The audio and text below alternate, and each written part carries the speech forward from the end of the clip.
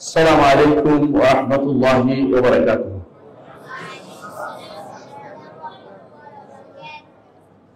আলহামদুলিল্লাহি রাব্বিল আলামিন ওয়াসসালাতু ওয়াসসালামু আলা আশরাফিল আমবিয়া ওয়াল মুরসালিন নবিয়িনা মুহাম্মাদিন ওয়া আলা আলিহি ওয়া আসহাবিহি আজমাইন।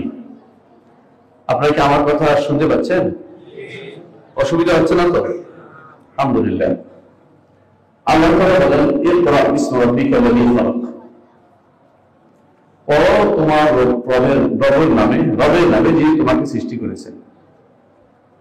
একটু চিন্তা করে, একটা জিনিস পড়তে বলেছে কিন্তু সবকিছু পড়তে বলেনি। বলছে রবের নাম যিনি তোমাকে সৃষ্টি করেছেন। দুটো জিনিস, পড়াটা হচ্ছে ইবাদত, পড়াটা হচ্ছে তাওহীদুল ইবাদত, আর আল্লাহু খালাকা যিনি সৃষ্টি করেছে এটা হচ্ছে তাওহীদুর রুবুবিয়্যাহ।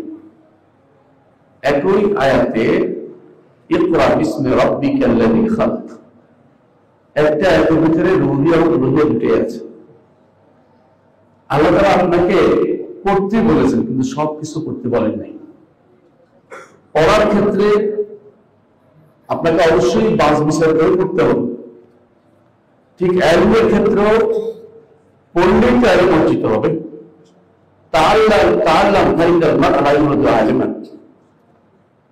শিক্ষা অর্জন করো। কোন মানুষ আলেম হয়ে জন্ম নেয় না। মায়ের পেটে কেউ 18 পারা 17 পারা শিখে আসছে, এটা সত্য না, এটা মিথ্যা কথা। না পড়ে কেউ কোনোদিন আলেম হয় না। পড়লে শুধুমাত্র সে কি হয়? আলেম হয়। না পড়লে আলেম হয় না। এজন্য পড়তে হবে, কিন্তু কোনটা পড়লে আলেম হবে? আল্লাহর নামে যা পড়া যায় সেটা। আচ্ছা, আল্লাহর নামে কি গান শিখতে পারবেন? আল্লাহর নামে কি আপনি হারাম কিছু নিতে পারবেন? বাধ্য হয়ে আপনাকে আল্লাহর নামে করতে হবে কি? আল্লাযী খালাকা, ইকরা ওয়া রাব্বুকাল আকরাম আল্লাযী আল্লামা বিল কলম আল্লামাল ইনসানা মা লাম ইয়ালাম। মানুষকে তিনি যে জ্ঞান দিয়েছেন সেটা শিখতে হবে। আল্লামাল ইনসানা মা লাম ইয়ালাম, মানুষকে তা তিনি শিক্ষা দিয়েছেন যা সে জানতো না। মানুষ জানতো না, মানুষকে শিক্ষা দিয়েছেন। শিক্ষার মূল হচ্ছে আল্লাহ তাআলা মানুষকে শিক্ষা দিয়েছেন। মানুষকে অন্যরাও শিক্ষা দেয়, সেই শিক্ষাটা তাহলে কে সৃষ্টি করে? তাও আল্লাহ সৃষ্টি করতে দেন। দুনিয়াতে ভালো মন্দ যা আছে সব আমার রবে নির্ধারণ করে দিয়েছেন। একটা তো আল্লাহ সন্তুষ্ট, একটা তো আল্লাহ সন্তুষ্ট না। কথা বলছেন কিনা? সুদের অঙ্ক যে মাথায় আসে না? ঘুষের টাকা হিসাব মাথায় আসে না? এত বললে এইভাবে এটা কি এই সৃষ্টি কি আল্লাহ তাআলা আপনার মাথার ভিতরে দেন নাই? এই জ্ঞান কি আল্লাহ মাথার ভিতরে দিছে কিনা? কিন্তু আল্লাহ এত সন্তুষ্ট না? সন্তুষ্ট না। কিন্তু ধরেন আপনার মাথার ভিতরে আছে সালাত আদায় করবেন, যাকাত দিবেন, হজ করবেন, দ্বীন শিখবেন, এই জ্ঞানটা কে দিছে? আল্লাহ দিছে। এটা আল্লাহ সন্তুষ্ট আছে কিনা? আছে। এটা আল্লাহ সন্তুষ্ট আছে। তাহলে একটা আয়াত আল্লাহর সন্তুষ্টির দিকে নিয়ে যায়, আরেকটা আয়াত আল্লাহর অসন্তুষ্টির দিকে নিয়ে যায়। দুটাই আমার আল্লাহর সৃষ্টি, দুটাই আমার আল্লাহর সৃষ্টি। ইবলিসকে কে সৃষ্টি করছে? আল্লাহ। আদমকে আল্লাহ। একজন জান্নাতি, একজন জাহান্নামী। আবু জাহলকে আল্লাহ সৃষ্টি করেছেন, মুহাম্মদ রাসূলুল্লাহ সাল্লাল্লাহু আলাইহি ওয়াসাল্লামকে আল্লাহ সৃষ্টি করেছেন। একজন জান্নাতি, একজন জাহান্নামী। আবু জাহল, আবু লাহাব জাহান্নামী। আল্লাহ সৃষ্টি করেছেন ঠিকই।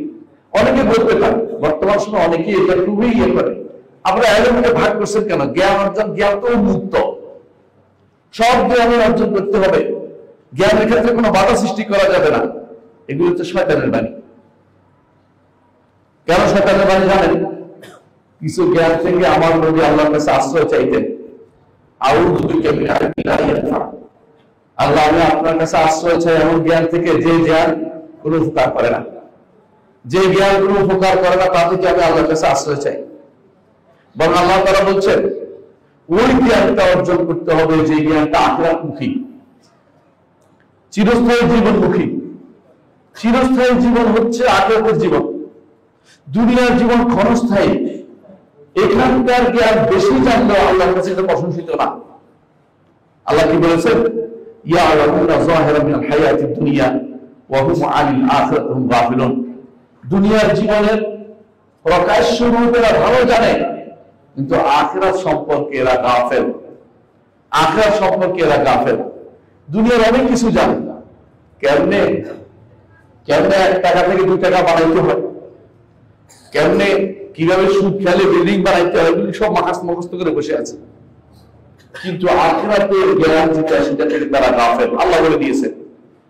এই জন্য যতদিন পর্যন্ত জ্ঞান বলতে, জ্ঞান বিজ্ঞান বলতে কোরআনের বাণীকে বুঝতো, হাদিসের বাণীকে বুঝতো, কোরআন হাদিস থেকে অর্জিত নির্যাস ব্যাখ্যাকে বুঝতো, যতদিন পর্যন্ত এর ভিতরে ছিল, উম্মতে মুসলিমার ভিতরে কোনো ফিতনা ফাসাদ আসেনি। এটা কতদিন পর্যন্ত ছিল? আলেমরা আমাদের সামনে আছে, জিজ্ঞাসা করেন। রাসূলুল্লাহ সাল্লাল্লাহু আলাইহি ওয়াসাল্লাম যে আমাদেরকে বলেছেন, কতদিন পর্যন্ত সেটা ছিল?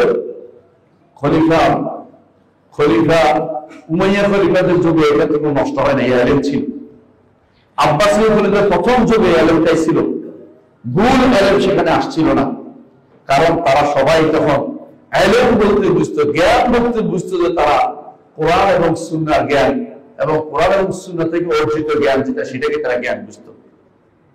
এমন একটা সময় এসে গেল ধীরে ধীরে, সেটাকে মুসলিমরা কোরআন এবং সুন্নাহর জ্ঞানকে একপাশে রেখে ধীরে ধীরে তারা নতুন জ্ঞানের পথ উন্মোচন করতে গেছে। কেউ দর্শন শাস্ত্র খুঁজছে, কেউ কালাম শাস্ত্রের দিকে গেছে, কেউ বা অন্যান্য দুনিয়ার কি ফিতনার দিকে মানুষকে বেশি সময় দিয়েছে। ধীরে ধীরে তারা এই আলেমকে অবজ্ঞা করতে শুরু করেছে, যে আলেমটা কোরআন এবং সুন্নাহর আলেম। অবস্থা এমন দাঁড়িয়েছে, এটাকে নাম দিয়েছে কেউ কেউ আনপ্রোডাক্টিভ খাত, মানে প্রোডাক্টিভ নাই। এখন তারা শুধুমাত্র ওদের পড়ালেখাতে ব্যস্ত আছে, যাদেরকে তারা নাম দিয়েছে এটা নাকি প্রোডাক্টিভ খাত। অর্থাৎ কাফেরদের রেখে দেওয়া বিদ্যাকে তারা সবচেয়ে বেশি গুরুত্ব দিচ্ছে। ওইটা না হলে কোনো ক্ষতি হয় না দিনের, ওইটা না হলে দুনিয়ারও কোনো ক্ষতি হয় না। আপনি কি বুঝাতে পারে কিনা, আপনাকে বুঝতে পারবেন? যদি আমার দেশে পরমাণু অস্ত্র না থাকে, আমার দেশে খুব ক্ষতি হয়ে গেছে? কিছুই হবে না। আমার দেশে পরমাণু অস্ত্র যেগুলি বানাইছে এগুলি ব্যবহার করে কেউ? পরমাণু অস্ত্র কি ব্যবহার করতেছে? শুধু ভয় দেখানোর জন্য ব্যবহার করছে। কারণ পরমাণু অস্ত্র ব্যবহার করে নিজেও মরে যাবে।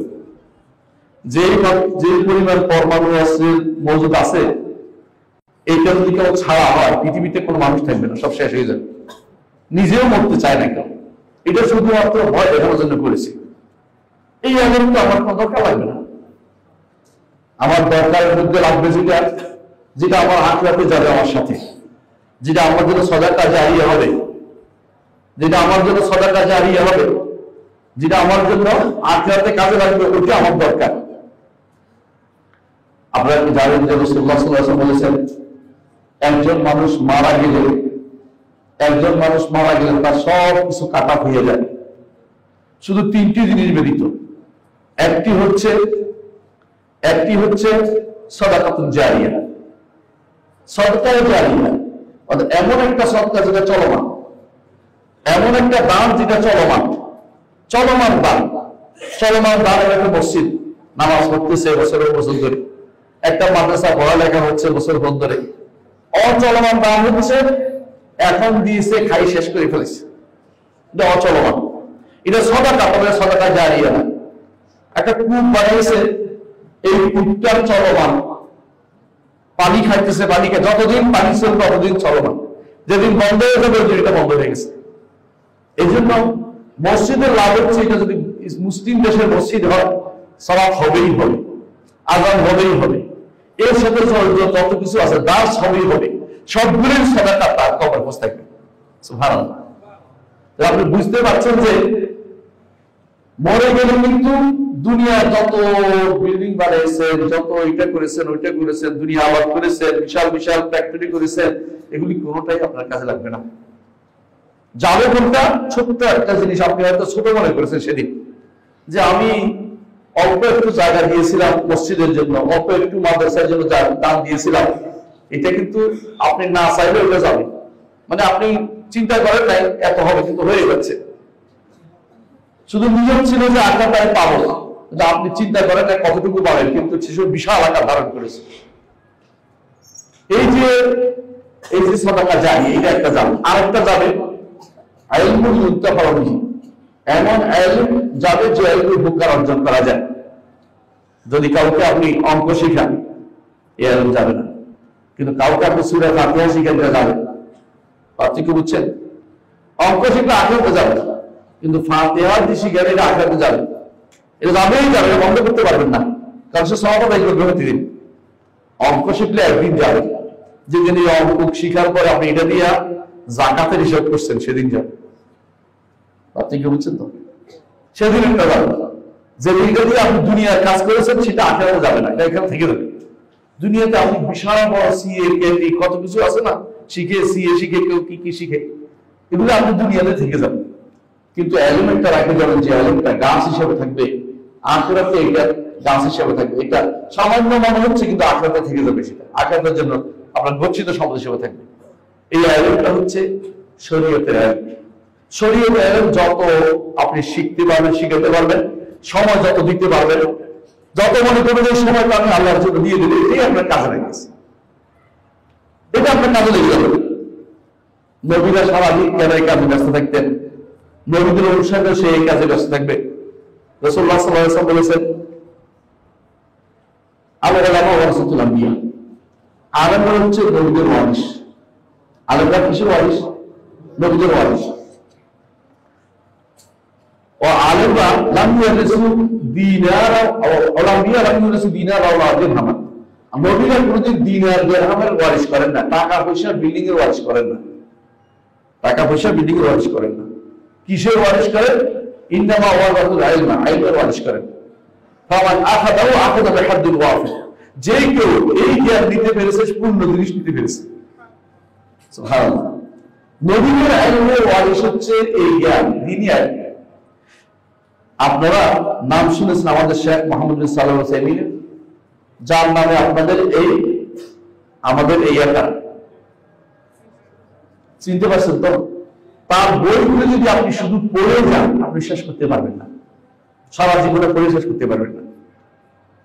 আর আমাদের আল্লাহ তাআলা যতটুকু ইলম জ্ঞান দিয়েছে, ওনার বই পড়ে শিখছি। ওনার বই পড়ে যদি কেউ বলে যে মদিনা ইউনিভার্সিটি পড়ছে, আজ হচ্ছে ইয়াতে পড়ছে, উম্মুল কোরআন পড়ছে, জামিয়াতুল ইমানে পড়ছে, মুহাম্মদ বিন সালেহ আল উসাইমিনের বই থেকে উপকৃত হয়নি, সে ব্যক্তি জাহেল থেকে যাবে, সে ব্যক্তি আলেম হতে পারবে না। কেমন মানুষ ছিলেন একজন, আজকে মাগরিবের সালাতের সময় আমার একজন বলতেছে যে আমাদের মধ্যে একজন ইবনে উসাইমিনের মতো দেখতে আছে, একজন বলতেছিলেন আমাকে। আমি ওনার দিকে তাকিয়ে বললাম, আসলেই দেখতে ওনার মতো।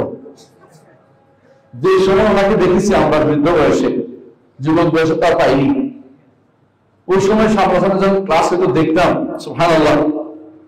আমরা তো অনেক সময় কথা বলতে গেলে অনেক সময় বসে চিন্তা করতেছি, চিন্তার সময় নাই।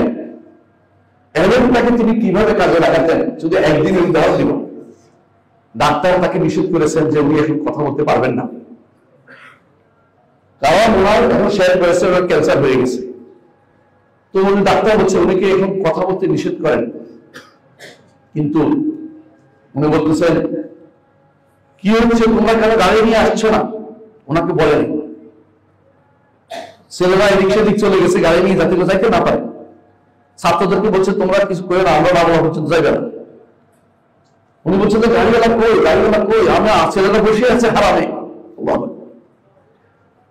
কাসিম থেকে রওনা হয়ে যাচ্ছে, ছেলেরা কোথায়, তোমরা কোথায়, আমাকে গাড়ি নিয়ে, আমার ছেলেরা বসে আছে, আমার ছেলেরা পড়াতে হবে, ছেলেরা হারামে বসে আছে, মসজিদে হারামে বসে আছে। এ হচ্ছে বুঝতে পারছেন কেমন জিনিস? অর্থাৎ তাকে ডাক্তার নিষেধ করেছে যে নিয়ে আর কথা বললে বিপদ হয়ে যাবে। এখন উনি বলতেছে বিপদ আর কি হচ্ছে, তোমার কেন আমাকে বাধা দিচ্ছে? বলছে আপনার শেষ পর্যন্ত বলেই গেল আপনাকে ডাক্তার নিষেধ করেছে। কেন নিষেধ করেছে? নিষেধ করার কোনো কারণ নাই। আমার তো এদের থেকে পড়ানোর মধ্যে তো আমি জীবনটা শেষ করতে চাই, দ্বীনি ইলমের মধ্যে জীবনটা শেষ করতে চাই। তারাই ওয়ারিশ রেখে দিতে চান। মৃত্যুর আগ মুহূর্তে তাদের উপরে থাকে কবরে যাওয়ার আগেও তাদের হাতে ইয়া থাকে, এলিমেন্ট করা থাকে। এই মোহাম্মদ বিন সালেহ আল উসাইমিন তার বই হচ্ছে একেবারে সহজ করে লেখা। যে ব্যক্তি আরবি জানে সেই এই সহজ আরবিটা বুঝে এলম অর্জন করতে পারবে। আমাদের ছেলেদেরকে আমরা অনেক সময় আরবি পড়াচ্ছি, যেগুলি বা সবগুলির ব্যাখ্যা আছে। তোমরা হাইয়া পড়ছো, তোমরা লামিয়া পড়ছো, তোমরা যেগুলি পড়ছো, এগুলি যেগুলি মুখস্থ করছো, এগুলির ব্যাখ্যা সেখানে আছে। এরকম দার্সে মসজিদে বসে দাঁড় দিয়েছেন, মাদ্রাসায় দাঁড় দিয়েছেন, যেখানে হারামে দাঁড় দিয়েছেন, যেখানে গেছে সেখানে দাঁড় দিয়েছেন, প্রশ্ন উত্তর দিয়েছেন। আমরা জানি না এতটুকু নিবেদিত কেমনে মানুষ হয়। কারণ তাই আনন্দ পেয়েছেন, কারণ নবীদের মানুষ, নবীদের রেখে যাওয়ার কাজ, নবীদেরকে রেখে যাওয়ার কাজটা এই যারা করেছেন তারা হচ্ছে সত্যিকারের ওয়ারিশ। তারা চিন্তা করে না খাওয়া দাওয়ার পরে বাকি চিন্তাটা কিভাবে আয়োজনকে বিতরণ করা যায়। আমি যা শিখেছি আল্লাহ আমাকে হুজ্জতকে প্রমাণ দিয়ে দিয়েছেন, আমার প্রমাণ প্রতিষ্ঠা করেছে। আমি যদি চুপ থাকি গুনাহগার হবো, আমি চুপ থাকি গুনাহগার হবো। যা শিখেছে তা শিখাতে হবে। এই দায়িত্ব নিয়ে তারা দুনিয়াতে কাজ করেছে। শুধু আর্থিক চিন্তা বা দুনিয়ার কোনো চিন্তা নিয়ে কাজ করেন নাই। তারা চিন্তা করেছেন যে আখিরাতে আমি যাবো, যেন আখিরাতে আমার বড় বড় জায়গাগুলো থাকে, বড় বড় গুণগুলো থাকে।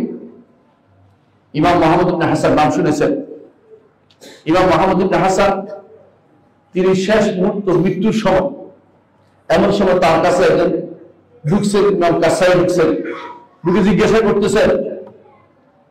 করতেছেন ওনাকে, বলতেছে আচ্ছা কোন তোয়াফটাতে বাহনে চড়ে করা উত্তম, তোমরা কি জানো? মৃত্যুর সময় তারা বলতেছে জানি না। তখন তিনি বলে দিলেন যে তোয়াফের পরে মক্কা অবস্থান করবা না, সেই তোয়াফটা বাহনে চড়ে করা উত্তম। আর যে তোয়াফের পরে তোমার সাই আছে, সেই তোয়াফের পরে তুমি বাহন উত্তম না, হেঁটে করা উত্তম। পার্থক্য বুঝছেন কিনা? কারণ যে তোয়াফ আপনি বাহনের উপর আছেন, এই তোয়াফ করে চলে যাবেন। বাহনের উপর থেকে বিদায় তোয়াফ, আগের তোয়াফ কোনো বিদায় তোয়াফ না, সেটা হেঁটে করা উত্তম। এটা বুঝে ইস্তেবাদ করছেন। বলতেছে এটুকু বড় কথা না, বড় কথা হচ্ছে উনি, আমি গেট পর্যন্ত গেছি, ভিতর থেকে শুনতে পেলাম তিনি মারা গেছেন। মানে বুঝছেন, জীবনের শেষ মুহূর্ত পর্যন্ত এলম বিতরণ করে গেছেন। ইমাম মালিক রহমতুল্লাহ আলাইহি একই কাজ করে গেছেন, ওসিয়ত করে গেছেন এলমের। তিনি বলেছেন আমি মনে করি একটি মাসআলার উত্তর জানা 1 মাস কাবা ঘরে তোয়াফ করার চেয়ে উত্তম। একটি মাসআলার উত্তর কি আপনার স্কুল দিবে, কলেজ দিবে, ইউনিভার্সিটি দিবে? একটা মাসআলার উত্তর জানতে হলে শরীয়তের ইলম লাগবে। শরীয়তের ইলম ছাড়া আপনি কোনোদিনই দুনিয়াতে বরকতপূর্ণ কিছু দেখতে পারবেন না। একটা হাদিস মনে করি শুনুন, রাসূলুল্লাহ সাল্লাল্লাহু আলাইহি ওয়াসাল্লাম বলেছেন আর দুনিয়া মাগরুরাতু, দুনিয়া অভিশপ্ত, ও মাগরুরুন মা ফিহা, এর মধ্যে যা আছে তাও অভিশপ্ত। ইল্লা যিকরুল্লাহ ওয়া ওয়ালা আও আলিম আও মুতাআল্লিম, আল্লাহর জিকির এবং তার সাথে যা যুক্ত আছে। যেমন আমরা সবাই আল্লাহর জিকিরে মুক্তায় হব। জিকির করতে বোঝা হয় না যে লাফিয়ে লাফিয়ে কাঁধে উঠে কেউ সাদে উঠে ওটা জিকির নয়। জিকির হচ্ছে আল্লাহকে যা স্মরণ করিয়ে দেয়। জিকির হচ্ছে আল্লাহর নাম ও গুণকে যেটা স্মরণ করে। জিকির হচ্ছে আল্লাহকে যেটা জানায় সেটা জিকির, আল্লাহর বিধানকে যেটা জানায় সেটা জিকির। এই জন্য সাহাবায়ে কেরাম থেকে স্পষ্ট সহিহ সনদে বর্ণিত হয়েছে, মুআয ইবনে জাবাল হচ্ছে আলামুন নাস বিল হালাল ওয়া হারাম। তিনি বলতেছেন জিকির হচ্ছে মাজালিসুল হালাল ওয়া হারাম, হালাল হারামের বর্ণনা যেটা সেটা জিকির। যে ছাত্র আপনার এখানে পাঠিয়েছেন, মাদ্রাসায় পাঠিয়েছেন, পড়াচ্ছেন, আপনি কি জানেন এই ছাত্র যখন হাঁটে ফেরেশতারা তখন ডানা বিছিয়ে থাকে? আপনার সন্তানের জন্য ফেরেশতা ডানা বিছিয়ে আছে। আপনি কি মনে করেন কত আনন্দের জায়গা? আপনি বুঝতে পারেন? শুধু আপনার সন্তান না, আপনিও যদি করে এখানে আসছেন, আপনিও তো আপনার জন্য ডানা বিছিয়ে আছে ফেরেশতা। সুবহানাল্লাহ। এই জন্য মজলিসগুলো যেখানে হবে দাওয়াতের মজলিস, বিশুদ্ধ আকীদা মানহাজের দাওয়াতের মজলিস, ইলমের মজলিস, এগুলি সর্বোচ্চ এমন এক মজলিস যে মজলিসে ফেরেশতারা ডানা বিছিয়ে থাকে। রাসূলুল্লাহ সাল্লাল্লাহু আলাইহি ওয়াসাল্লাম বলেছেন কোথাও যদি এরকম মজলিস হয়, ফেরেশতারা তখন বলতে এক অপরকে বলতে থাকে আসো, এখানে তোমাদের এটার জন্যই একে অপরকে ডেকে সেখানে বসে যায়। রাসূলুল্লাহ সাল্লাল্লাহু আলাইহি ওয়াসাল্লাম বলেছেন সেই সমস্ত মজলিসগুলোতে কি হয়, তিনি বলেছেন যে সেখানে ফেরেশতারা ডানা বিছিয়ে থাকে। এক, আল্লাহর পক্ষ থেকে সাকিনা নাজিল হয়, রহমত নাজিল হয়, সাকিনা প্রশান্তি নাজিল হয়। এবং আল্লাহ তার কাছে যারা আছে, আল্লাহর কাছে কারা আছে? ফেরেশতারা। ফেরেশতাদের কাছে আমাদের কথা আলোচনা করে। এতে নিচে আপনি আল্লাহর কাছে যদি স্মরণীয় হতে চান, আল্লাহর কাছে প্রিয় হতে চান, এই মজলিসগুলোর বিকল্প আর কোথাও আপনি পাবেন না। এইগুলি হচ্ছে উপরে আপনার আলোচনা একটা বিরাট সুযোগ, যে আমার আলোচনা উপরে হচ্ছে। এই জন্য সর্বসাধারণ মৃত্যুর আগ পর্যন্ত তলব এলেম থেকে দূরে থাকতেন না। কারণ এলেম তলব থেকে দূরে থাকা অর্থ হচ্ছে শয়তান আপনার ভর করে ফেলবে, আর এলেম তলবে থাকা অর্থ হচ্ছে ফেরেশতা আপনাকে সাহায্য করবে, দোয়া করবে আপনার জন্য। একজন যে ব্যক্তি এলেম শিক্ষা দেয় আর যে শিখে, সেই ব্যক্তি রাসূল বলেছেন শ্রেষ্ঠ। খায়রুকুম, যে তোমাদের মধ্যে শ্রেষ্ঠ ব্যক্তি হচ্ছে যে এলেম শিখে এবং শিখায়। ছাত্রগুলি শ্রেষ্ঠ, ওস্তাদও শ্রেষ্ঠ। আপনি ছাত্র বা আপনিও ছাত্র যদি এখানে আসেন, ছাত্র হওয়ার জন্য কোনো বয়স নেই, কোনো বয়স নেই। রাসূলুল্লাহ সাল্লাল্লাহু আলাইহি ওয়াসাল্লাম সাহাবা কোনদিন ছোট ছিলেন না, সাহাবীরা বয়স্ক ছিলেন। কিন্তু তারা যে জ্ঞান অর্জন করেছেন, উম্মতের সবাই আমরা তাদের জ্ঞান দিয়ে আলোকিত হচ্ছি। তারা রাসূলের কাছে শিখেছেন তালেবে ইলম হয়ে। আপনি আমি তালেবে ইলম হতে হবে, তালেবে ইলম থাকতে হবে, জ্ঞান অর্জন করতে হবে। জ্ঞান অর্জন করলে এই সুবিধাটুকু পেয়ে যাবে। আর 3 নম্বর যেটা হয়, ওয়ালাকুম সালাহুন ইয়াদউ লাহু। রাসূলুল্লাহ সাল্লাল্লাহু আলাইহি ওয়াসাল্লাম বলেছেন 3 নম্বর যে কাজ করলে আখিরাতে কাজে লাগবে তা হচ্ছে নেক সন্তান যে আপনার জন্য কি করবে? দোয়া করবে। প্রিয় ভাইরা, নেক সন্তান হতে হলে কোন জায়গায় পড়াতে হবে আপনি একটু বলেন তো।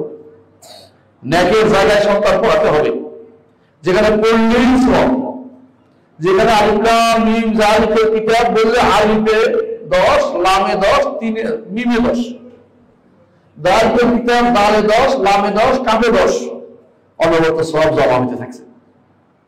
আর কিছু আপনি যদি আগ্রহ বাগ্রহ করেন, ওখানে কি সওয়াব হবে? ওখানে কিচ্ছু হবে না, আপনার কোনো কিছু যুক্ত হবে না। অথবা দুনিয়ার সবকিছু শিখে ফেলছে, দিন শিখেন নাই। হ্যাঁ, অমুক একবারে শেক্সপিয়ার মুখস্থ করে বসে আছে, অনেক কবিতা আপনার মুখস্থ, কবর কবিতা মুখস্থ আছে, ওগুলো আপনার কি সওয়াব হবে? ওগুলো সওয়াবের কাজ হবে? সওয়াব হবে না। দুনিয়ার ভিতর থেকে আখিরাতে যাবে না। এটা ওয়ালাদুন সালেহ যদি বানাইতে হয়, নেক সন্তান বানাইতে হবে, নেক সন্তানের কারখানায় আসতে হবে, যেখানে সালেহ বানায়, নেক বানায়। আর নেক বানানোর কারখানা হচ্ছে এই প্রতিষ্ঠান, এই মাদ্রাসাগুলো হচ্ছে নেক বানানোর কারখানা। এই মাদ্রাসাগুলো, এই প্রতিষ্ঠানগুলো, এই মসজিদগুলো যেখানে আসবেন শিক্ষার জন্য। রাসূলুল্লাহ সাল্লাল্লাহু আলাইহি ওয়াসাল্লাম বলেছেন, তার মসজিদে কেউ যদি আসে, তিনি কেমন কথা বলেছেন, কেউ যদি মসজিদে এসে শোনার জন্য, তার মসজিদের কথা বলেছেন। রাসূলুল্লাহ সাল্লাল্লাহু আলাইহি ওয়াসাল্লাম নিজের মসজিদের কথা বলেছেন এটা। তবে এটা মসজিদের জন্য খাস, যেখানে মানুষ কেউ যদি ইলম অর্জন করতে আসে, সে সারা রাত্র দাঁড়ানো এবং সারা দিন রোজা রাখার মতো সওয়াব সে পাবে। এই যদি হয়, এই যদি অবস্থা ইলম অর্জনের গুরুত্ব আপনি কি বুঝেন না কিরকম জিনিসটা? কোন ইলম অর্জন করতে হবে? যে ইলমটা আল্লাহ এবং রাসূলকে আপনাকে জানাবে, আল্লাহ সম্পর্কে জানবেন। আল্লাহ সম্পর্কে জানতে হলে কোরআন না পড়লে জানতে পারবেন না, কারণ আল্লাহকেও দেখিনি, আল্লাহর মতো কাউকে দেখিনি। আল্লাহকে জানতে হলে কোরআন থেকে জানতে হবে, আল্লাহকে জানতে হলে রাসূল হাদিস থেকে জানতে হবে। আল্লাহর পরিচয় আল্লাহ নিজে দিয়েছেন, কুল হুয়াল্লাহু আহাদ আল্লাহুস সামাদ লাম ইয়ালিদ ওয়া লাম ইউলাদ ওয়া লাম ইয়াকুল লাহু কুফুয়ান আহাদ। নিজের আল্লাহ নিজের পরিচয় নিজে দিয়েছেন। আর আল্লাহ তাআলা অন্যত্র বলেছেন, আল্লাহু লা ইলাহা ইল্লা হুয়াল হাইয়ুল কাইয়্যুম। নিজের পরিচয় দিয়েছেন এই সূরা বাকারা আয়াত 255 নম্বর আয়াতে। আয়াতুল কুরসি বলেন, আপনার সকাল বিকালটা পড়েন, সালাতের পরেও পড়েন, দুটেই। কেন পড়েন? কারণ গুরুত্ব কেন বাড়ছে? আল্লাহর পরিচয় আছে বলেই তো বাড়ছে। যেখানে আল্লাহর পরিচয় আছে সেটাই মূল্যবান। আল্লাহর পরিচয় যেখানে হবে সেটা সবচেয়ে বেশি মূল্যবান হবে। এই জন্য এইটাকে সকাল বিকাল রাসূলুল্লাহ সাল্লাল্লাহু আলাইহি ওয়াসাল্লাম সেট করে দিয়েছে। আল্লাহর পরিচয় জানা, আল্লাহর পরিচয় জানতে হলে আল্লাহর সত্তা সম্পর্কে জানবেন, তার নাম গুণ সম্পর্কে জানবেন, তার কর্ম সম্পর্কে জানবেন, তার অধিকার সম্পর্কে জানবেন। বুঝছেন কিনা? আল্লাহর অধিকার যে ব্যক্তি জানেন, অধিকার হচ্ছে ইবাদত। আল্লাহর অধিকার কি? ইবাদত। হক করবো আল্লাহর ইবাদত। বান্দার উপরে আল্লাহর হক হচ্ছে একমাত্র তার ইবাদত করা, একমাত্র তার ইবাদত, এটা অধিকার। আর আল্লাহর উপরে বান্দার হক আল্লাহ নিজে নিয়েছেন, আমরা কিন্তু হক বাধ্য করতে পারি না। তিনি নিজে বলেছেন যে কেউ একমাত্র আমার ইবাদত করবে তাকে তিনি জান্নাতে প্রবেশ করাবেন, এটা তার আল্লাহর উপর নিজে নিয়েছেন তিনি অধিকার হিসেবে। যদি এইটার বেশি কিছু দরকার নেই, আল্লাহ সম্পর্কে জানতে হলে আপনি সালাফি মাদ্রাসা ছাড়া কোথাও আল্লাহ সম্পর্কে আপনাকে শিখাবে না। আপনাকে বলবো আমার সব চিন্তা বন্ধ, আপনাকে আমার নাম অস্বীকার করবে, কেউ গুণ অস্বীকার করবে, কেউ শিরিক শিখাবে, কেউ শিরিকের পক্ষে ওকালতি করবে, কেউ কুফরি শিখাবে, শিরিক কুফরিকে বানাবে কি, তবে গুনার কাজ বানাবে। এই জন্য দেখবে বড় বড় প্রতিষ্ঠান হচ্ছে, পাশে শিরকের আখড়া আছে, কিছুই বলে না। শাহজালাল দরগা একটা আছে না, আছে কিনা? এর পাশে দেখবেন যে দরগা কাওমি মাদ্রাসা, দরগা কাওমি মাদ্রাসা হচ্ছে একটা বড়। হ্যাঁ, এরা কি কোন চোখে দেখে না শিরিক হয়ে ওখানে? হ্যাঁ, কবরের মধ্যে গোলাপ জল ঢালা কি শিরিক, কবরের মধ্যে একটা টাকা দেয়া কি শিরিক, কোনো সন্দেহ নাই। কবরের মধ্যে মানত করা কি শিরিক। ওরা কি চোখে দেখে না শিরিক হচ্ছে? তো মহান মুসলিম করে ওরা কি করে? ওরা কি ওই শিরিক গুলো বুঝতে পারে না? বুঝবে না তারা। এই জন্য আপনাকে জানতে হবে এলেম কোথায় পাওয়া যায়, এটা আপনাকে জানতে হবে। এলেম যদি করে আপনার নষ্ট হয়ে যায়, খারাপ এলেম দিয়ে আপনার আল্লাহর নৈকট্য অর্জন করতে পারবেন না। আল্লাহর নৈকট্য অর্জন করতে ওই এলেম দিয়ে, যে এলেমটি নবীরা লিখে গেছেন, যে এলেমটি সাহাবায়ে কেরাম প্রচার করে গেছেন, যে এলেমটি চার ইমাম আবু হানিফা, মালিক, শাফিঈ, আহমদ বলে গেছেন, যে এলেমটি বুখারী, মুসলিম, আবু দাউদ, তিরমিজি, নাসাঈ, ইবনে মাজাহ বলে গেছেন, ওই এলেমটা যদি আপনার থাকে, আপনার এই এলেমটা আখিরাতে জমা হয়ে যাবে। এটা আপনি চিন্তা করার দরকার নেই, এটা অটোমেটিক জমা হতে থাকবে। দুনিয়াতে আপনি নেক আমল করে হিসাব করার দরকার হয় না, নেক আমল করে গ্রহণ করার দরকার হয়, আর বদ আমলগুলোকে হিসাব করার দরকার হয় বেশি। নেক আমল করে করবেন না। আমাদের কিছু ভাই আছে নেক আমল করার চিন্তা করে, নেক আমল করা বুঝেন না। কয়েকটা নামাজ পড়ছি, রমজান আসলে প্ল্যানার বানায়, একটা প্ল্যান, আমি এটা করছি, ডাক দেয়, এটা করে ফেলছি, বাহ, এটা করলে খবর কিছু এসেছে নাকি তার কাছে? আপনি কি করেছেন করেন না, এটা আল্লাহর কাছে রেখে দেন। এটা তো প্ল্যানারের দরকার নাই। দুনিয়া সাহাবারা এত প্ল্যানার করে করেন নাই। শুনেছেন, আমল করেছেন, সিদ্ধান্ত করবেন, করতে পারেন না, ইস্তেগফার করেন, করে ফেলেছেন, আপনি খুশি হয়ে যাবেন না। করার পরে চিন্তা করতে থাকবেন রমজান সামনে আসছে, আল্লাহ কবুল করে কিনা। 6 মাস তারা দোয়া করতে, আল্লাহ কবুল করো। বাকি 6 মাস দোয়া করতে, আল্লাহ 6 মাস দোয়া করতে, আল্লাহ কবুল করো যা করছি। বাকি 6 মাস দোয়া করতে, আল্লাহ যেন আল্লাহ কাছে পাই। কেন দোয়া করতেন? যাতে করে নিজেকে বিনয়ী হতে হবে। আমি তো কাগজের কলমে লেখার জিনিস না এটা, এটা এলেম। আমি এটা অর্জন করে কি করবো? আল্লাহর কাছে বিনয়ী হওয়ার জন্য। আল্লাহ আমাকে তৌফিক দিয়েছে করতে। কথা বুঝেন কিনা? ফজরের সালাত আপনি চেষ্টা করলে উঠতে পারতেন না যদি আল্লাহ তৌফিক না দেয়। এলেম অর্জন করতে কেউ পারেও না। অনেকে সন্তানদের নিয়ে পাগল পায় যে আল্লাহ যেন এলেম দেয়, কিন্তু অনেক সময় সে পায় না। আল্লাহ যদি না দেয় আপনি কিছু পাবেন না। এই জন্য আল্লাহ আপনার সন্তানকে কবুল করেছেন, আল্লাহকে আপনাকে কবুল করেছেন, আল্লাহ এই দিনে আসার, এখানে বসার তৌফিক দিয়েছেন। এটা বিশাল নিয়ামত মনে করুন যে আল্লাহ আমাকে এই তৌফিক দিয়েছেন। এই জন্য আপনি শুকরিয়া আদায় করুন যে আমার অন্য বাইরে আসতে পারে নাই, তাদের থেকে আল্লাহ বাছাই করে আমাকে এনেছেন এই এলেম অর্জনের জন্য। এই জ্ঞান অর্জন এর চেয়ে উত্তম কোনো কিছু হতে পারে না। এলেম হচ্ছে জিহাদ ফি সাবিলিল্লাহ, আল্লাহর রাস্তায়। এলেম অর্জন হচ্ছে আল্লাহর রাস্তায় জিহাদ করা। অনেকে এটা নিয়ে বাড়াবাড়ি করেন যে আল্লাহর রাস্তায় জিহাদ আর কিছু দেখে না। আপনি কি জানেন আপনি এলেম হচ্ছে আল্লাহর রাস্তায় জিহাদ করা? এটা কেন জানেন? আপনি বুঝে বলতেছি, একটু শোনেন। জিহাদ হচ্ছে, প্রথম জিহাদ হচ্ছে নিজের নফসে আমার বিরুদ্ধে জিহাদ করতে হয়। নফসে আমার বিশ্বু, আমার নফসের বিরুদ্ধে জিহাদ করতে হয়। নফস আমাকে খারাপের দিকে সবসময় টানে। হ্যাঁ, কিছু মানুষের নফস আছে মুতমাইন্না হয়ে যায়, একবারে সন্তুষ্ট চিত্ত হয়ে যায়, এরকম লোকের সংখ্যা খুব কম, হাতে গোনা। বেশিরভাগ মানুষ অন্তরে খারাপের দিকে চলে যায়। আবার ভুল হলে তওবা ইস্তেগফার করে, নফসে লাওয়ামা হয়, কিন্তু বেশিরভাগই নফসে আম্মারা খারাপের দিকে যায়। ওর বিরুদ্ধে জিহাদ করতে হলে 4টা জিনিস লাগে। 1 নম্বর হচ্ছে ইলম, দ্বিতীয় হচ্ছে আমল, তৃতীয় হচ্ছে দাওয়াত, 4 নম্বর হচ্ছে সবর। নফসের বিরুদ্ধে জিহাদ করতে প্রথম কি লাগে? ইলম। এই ইলমটা কি অঙ্ক, বায়োলজি, রসায়ন, ফিজিক্স না। এই ইলম হচ্ছে কোরআনের ইলম, এই হচ্ছে হাদিসের ইলম, এই হচ্ছে দ্বীনের ইলম। রাসূলুল্লাহ সাল্লাল্লাহু আলাইহি ওয়াসাল্লাম যা রেখে গেছেন, যা দিয়ে আপনাকে শিখিয়ে দিয়েছেন, তখন সেটা না শিখলে আপনি কিন্তু আল্লাহ সম্পর্কে না জানলে আপনি পথভ্রষ্ট হয়ে যাচ্ছেন। নফসের প্রতি জিহাদ করতে হলে চারটাই ইলমের উপর নির্ভরশীল। ইলম না জানলে আমল করতে পারবেন না, আমল কবুল হবে না। ইলম না জানলে আমল কবুল হবে? যখন আপনি ইলম না জেনে আমল করেছেন, তাহলে সব পাবেন না। আপনি জানছেন আযান শুনলে জবাব দিতে হবে, জন্য আযানের জবাব দেওয়ার জন্য দক্ষিণমুখী রাস্তাটা খুলছে, জানালা খুলছে, আপনি সব হবে। কিন্তু আপনি জানেন নাই দক্ষিণ দিকে জানালা খুলছেন, সব হচ্ছে না। আযান শুনলেও সব হচ্ছে না। ইলমের মর্যাদা কত বেশি বুঝতে পারছেন তো? ইলম অর্জন করেছেন, অল্প আমল দিয়ে আপনি পার পেতে পারবেন। আবার ইলম অর্জন করেননি, বহু আমল দিয়ে যে কোনো সময় বিভ্রান্ত হয়ে যেতে পারে।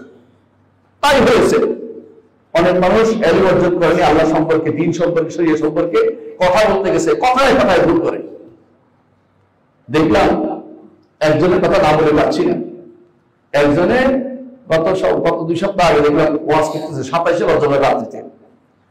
বলতেছে, আপনাকে জানেন আজকে 27শে রাত, 27শে রজব। 1 নম্বর ভুল করতেছে। এইটা হচ্ছে মেরাজের রাত্রি, এই মাস মেরাজের মাস, এই রাত মেরাজের রাত। আচ্ছা, দুইটাই গেল ভুল, দুইটাই ভুল। কারণ আপনারা জানেন যে মেরাজের রাত্রি নির্ধারিত নয়, মেরাজের মাসও নির্ধারিত নয়। তবে মেরাজ অবশ্যই স্বীকার করতে হয়। মেরাজ যদি স্বীকার না করে ঈমান চলে যায়, নির্ধারিত করলে মেরাজ পেয়ে যায়। কথা বুঝেন কিনা? তার খবর নাই, বিশাল আলেম, ওর মাঠে কয়েক হাজার মানুষ হয়, এবং তার কথা শোনার জন্য আপনারা একেবারে লাঠি সরিয়ে দৌড়ান। দুইটাকে অধিকার শেষ হয়, 3 নম্বর ভুল সেকেন্ড বলতেছে আল্লাহ তাআলা তার নবীকে এই রাত্রিতে ডেকে নিয়ে, এই রাত্রিতে ডেকে নিয়ে তিনি রাষ্ট্র পরিচালনার জন্য নিজে ডেকে নিয়ে শিক্ষা দিয়েছেন। 13 দফা 14 দফা দিয়েছেন। কোথায় 14 দফা জানেন? সুবহানাল্লাযী আসরা বিআবদিহি, সূরা বনী ইসরাঈলের মধ্যে আলোচনা পরে মাঝখানে যাই আল্লাহ তাআলা বলছেন ওয়াকাদা রাব্বুকা আল্লা তা'বুদু ইল্লা ইয়্যাহু। এখানে 14 দফা কথা আছে, মানে 14টা কথা বলছে আল্লাহ তাআলা এখানে। কিন্তু সেই দেখতে এলাম মেরাজের রাতের দিকে নিয়ে গেছে। এটা আরেক ভুল। 27 বছর লাগছে নাকি শিক্ষা দিতে রাষ্ট্র পরিচালনা নীতি, এটা আরেক ভুল। এটা হচ্ছে কিংবদন্তি আছে যে রাসূল যে গেছে কোথায় মেরাজে, তো কোন বেরিদানি মাস করতেছে, এখন আসে দেখে মাস করতেছে, এর মধ্যে 27 বছর পার হয়ে গেছে। 27 বছর লাগছে নাকি মেরাজে। এই মিথ্যা জিনিসগুলো তারা সেখানে প্রচার করে বেড়াচ্ছে। আপনি বুঝেন বিষয়টা কত? এই 2-3 মিনিটের ভিতরে 10টা মিথ্যা। কারণ এলম নাই, এলম মাঠে ওয়াজ করতেছে সব, এলম মাঠে বসে বসে ওয়াজ করতে মজাই লাগে, সুন্দর সুন্দর কাহিনী ফিরে যায়। এজন্য এলম সবার আগে। বাবু আল ইলমু ক্বাবলা আল-কওল ওয়াল আমাল। ইমাম বুখারী যিনি বলছেন আল ইলম, আগে ইলমটা। আল্লাহ তাআলা বলেন ফা'লাম আন্নাহু লা ইলাহা ইল্লাল্লাহ, আগে জানো যে লা ইলাহা ইল্লাল্লাহ, তিনি ব্যতীত আর কোনো ইলাহ নেই। আগে জানতে হবে তিনি আল্লাহ ব্যতীত আর কোনো ইলাহ নেই। না জেনে আপনি যা বলাচ্ছেন এগুলি আল্লাহ আপনার বিরুদ্ধে যাবে কখনো কখনো, কারণ আপনি যে না জেনে কথা বলেন। আল্লাহ তাআলা কোরআনে কারীমে বলেছেন কুল মা হারামা রাব্বিয়াল ফাওয়াহিশা মা যাহারা মিনহু ওয়া বাতান ওয়াল ইসমা ওয়াল বাগয়া বিগাইরিল হাক্কি ওয়া আন তুশরিকু বিল্লাহি মা লাম ইউনাজিল বিহি সুলতানা ওয়া আন তাকুলু আলাল্লাহি মা লা তা'লামুন। 5টি জিনিস আল্লাহ হারাম করেছেন, জানিয়ে দিন আমাদেরকে। এর মধ্যে সর্বশেষ যেটা হচ্ছে ওয়া আন তাকুলু আলাল্লাহি মা লা তা'লামুন, আল্লাহর উপর না জেনে কথা বলাটা হচ্ছে বড় হারাম। না জেনে আপনি কিভাবে বলেন এই কথা? মিথ্যাচারী। আপনাকে যে কোনো কথা বলবেন, আপনাকে জানতে হবে আপনার পক্ষে বা বিপক্ষে যাচ্ছে। কারণ মা ইয়ালফিযু মিন কাওলিন ইল্লা লাদাইহি রাকিবুন আতীদ, কোন একটা কথা যদি কোনো মুখ থেকে বের হয়, এই পক্ষে কি আছে? ফেরেশতা লিখে বলতেছে এটা আপনার পক্ষে যাবে, বিপক্ষে যাবে। সুবহানাল্লাহ মানে পক্ষে যাবে, আর যদি কোনো মিথ্যা কথা বলে আপনার বিপক্ষে যাবে। আর আল্লাহ রাসূলের নাম মিথ্যাচার হচ্ছে আরো বড় গুনাহ। আল্লাহ রাসূলের নাম মিথ্যাচার আরো বড় গুনাহ। আপনি যদি বলতেছেন 14 দফা 18 দফা এগুলি বানাচ্ছেন বসে বসে, আপনি কোথাকার দলিল পেলেন? এগুলি কোথেকে নিয়ে আসলেন? তাহলে এইটার মূল কারণ হচ্ছে ইলম নাই। জিহাদের জন্য আল নফসের মধ্যে জিহাদের প্রথম শর্ত হচ্ছে কি? ইলম। তারপর ইলম অনুসারে আমল, তারপরে দাওয়াত, তারপরে সবর। আর দাওয়াতের কথা বাদ দেন, দুনিয়াতে সবাই দাওয়াত দিতেছে। কে দাওয়াত দিতেছে ইলমের কোনো খবর নাই। আচ্ছা, আল্লাহ তাআলা বলেছেন কুল হাযিহি সাবিলি আদউল্লাহ আলা ওয়াসিরাতিন আনা ওয়া মান ইত্তাবা'আনি। দাওয়াত দিতে হবে আলা ওয়াসিরাতিন, জেনে বুঝে, না জেনে দাওয়াত দেওয়া যায় না। দাওয়াত দিতে হলে জেনে বুঝে দাওয়াত দিতে হবে। আল্লাহ তাকে নির্ধারণ করে দিয়েছেন, তার নবীকে বলে দিয়েছেন জেনে দাওয়াত দিতে, না জেনে মিথ্যা দাওয়াত বিপদে ফেলছে আমাদের সমাজের মধ্যে। তথাকথিত দোয়াতরা এক একজন এক এক দিয়ে নিয়ে যাচ্ছে, এক একজন এক এক দিকে নিয়ে যাচ্ছে আমাদেরকে। কিন্তু না জেনে কথা বলে, দিনের জন্য না জেনে কথা বলাটা বড় গুণের কাজ, কারণ আমাদের সে ভুল পথে নিয়ে যাচ্ছে আমাদেরকে। এইটা তো অনেকেই মনে কষ্ট আসে যে আপনি শুধুমাত্র ভাগ করতেছেন, আমি কারো নাম ধরে বলি নাই, আপনি এলেম অর্জন করে আপনি সেরা হতে পারবেন, এলেম না অর্জন করেই কথা বলা শুরু করবেন কেন? আপনি এলেম অর্জন করে কথা বলার অধিকার পাইছেন কিনা আগে মানুষ থেকে সার্টিফিকেট নেন। ইমাম মালিক বলছেন, যতক্ষণ পর্যন্ত এই মদিনার লোকেরা আমাকে যতক্ষণ পর্যন্ত স্বীকৃতি না দিচ্ছে আমি এই মজলিসে বসার যোগ্য ততক্ষণ পর্যন্ত বসি নাই, কোন উত্তর দেয় না, শেষ পর্যন্ত সবাই স্বীকার করছেন লা ইফতি ওয়া মালিকুল মদিনা, মদিনার মালিক থাকতে কেউ যেন ফতোয়া না দেয়। তারপর এই এলমের কারণে অনেকেই বলতো যে আমি ফতোয়া দিব না, মালিক নিজেই এলমের ভয় কোথাও ভুল না হয়ে যায় জন্য অনেক মাসালার উত্তর দিতেন না। একজন এসে তাকে বলছেন 40টা প্রশ্ন করেছেন, তিনি 30টাতে বলছিলাম জানি না। তো তিনি বলছেন আমি কি রাস্তা রাস্তা বলবো যে আপনি জানেন না, কেউ বলো আমি জানি না, আমি জানবো বলবো, জানি না বলছি। এই জন্য আলোচনা সবসময় বলতে জানি না বলাটা ভালো, বানিয়ে কথা বলা ভালো না। জানিয়ে বলতে না বললে জানি না থাকতে হবে, সব থাকতে হবে এমন না, অনেক কিছু আমরা জানি না, কিন্তু সব জানা জরুরি না। একজন মানুষ আমার কাছে আজকে আসছে যে আমি একটা স্বপ্নে দেখছি তাবিল বললাম, তার স্বপ্নের তাবিল আমার জানা নেই, তাই না আমি কি করবো? সব স্বপ্নের তাবিল আমি করতে পারি না, শুধু আপনি আমার কাছে অন্য কোনো আলেমের কাছে যান, আমার কি কোনো ক্ষতি হয়ে গেছে? মনে রাখবেন এটা, যতক্ষণ পর্যন্ত আপনি নিজের অহংকার ত্যাগ করতে পারবেন না। অহংকার ত্যাগ করলে কি করতে হবে? ছাত্র হতে হবে। অহংকার ত্যাগ করলে আপনি ছাত্র হতে পারবেন। আর যদি কোনো অহংকার ত্যাগ না করেন আপনি শিখতে পারবেন না। এই জন্য আলেমরা যদি বলেছে দুই দল শিখতে পারে না, মিমান রায়তা আল্লামান, দুই মিম শিখতে পারে না। একজন মুস্তাহি, যে লজ্জা করে বসে আছে, জিজ্ঞাসা করবো না, যা ইচ্ছা তা বুঝলেন কিনা। আরেকজন কি? মুস্তাকবির, অহংকারী, এ শিখতে পারবে না। জানেন না উস্তাদ আমি শিখতে বুঝতে পারতে বলে দেন, আরেকজন লজ্জা করে বসে আছে, কিছু বলে করে না, যদি শিখতে পারবে? শিখতে পারবে না। আপনি নামাজের মাসলা না জানেন, যদি সারা বছর এমনি পড়েন, নামাজ তো হচ্ছে, আপনি জিজ্ঞাসা করে দিতে হবে।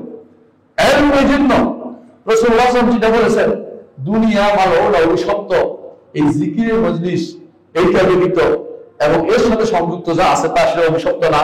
আর আলেম ও মুতাআল্লিম, ছাত্র এবং শিক্ষক, এরাও অভিশপ্ত না। আপনাকে হয় ছাত্র হতে হবে, নইলে আপনাকে শিক্ষক হতে হবে। ছাত্র শিক্ষক কঠিন কিছু না, আপনার সন্তানের জন্য আপনি শিক্ষক, আবার আপনি যখন উস্তাদের কাছে যাবেন আপনি হলেন ছাত্র। একই ব্যক্তি, আমরা এখানে আপনাদের কাছে কথা বলছি কিনা আমাদের উস্তাদের কাছে আমরা বিড়ালের মতো বসে থাকি, কেন আমার শিক্ষা দরকার। উস্তাদ আজকে যেটা বলছিল হয়তো আমি এখন দিন পাবো না, এই সুযোগ হয়তো আমার জীবনে আসবে না, এটা শিক্ষা দরকার। এই জন্য যত অহংকারী হয়ে যাবে, আমি তো অনেক শিখছি, আমি জানি, আপনি ইচ্ছে এলেম থেকে দূরে সরে গেছেন।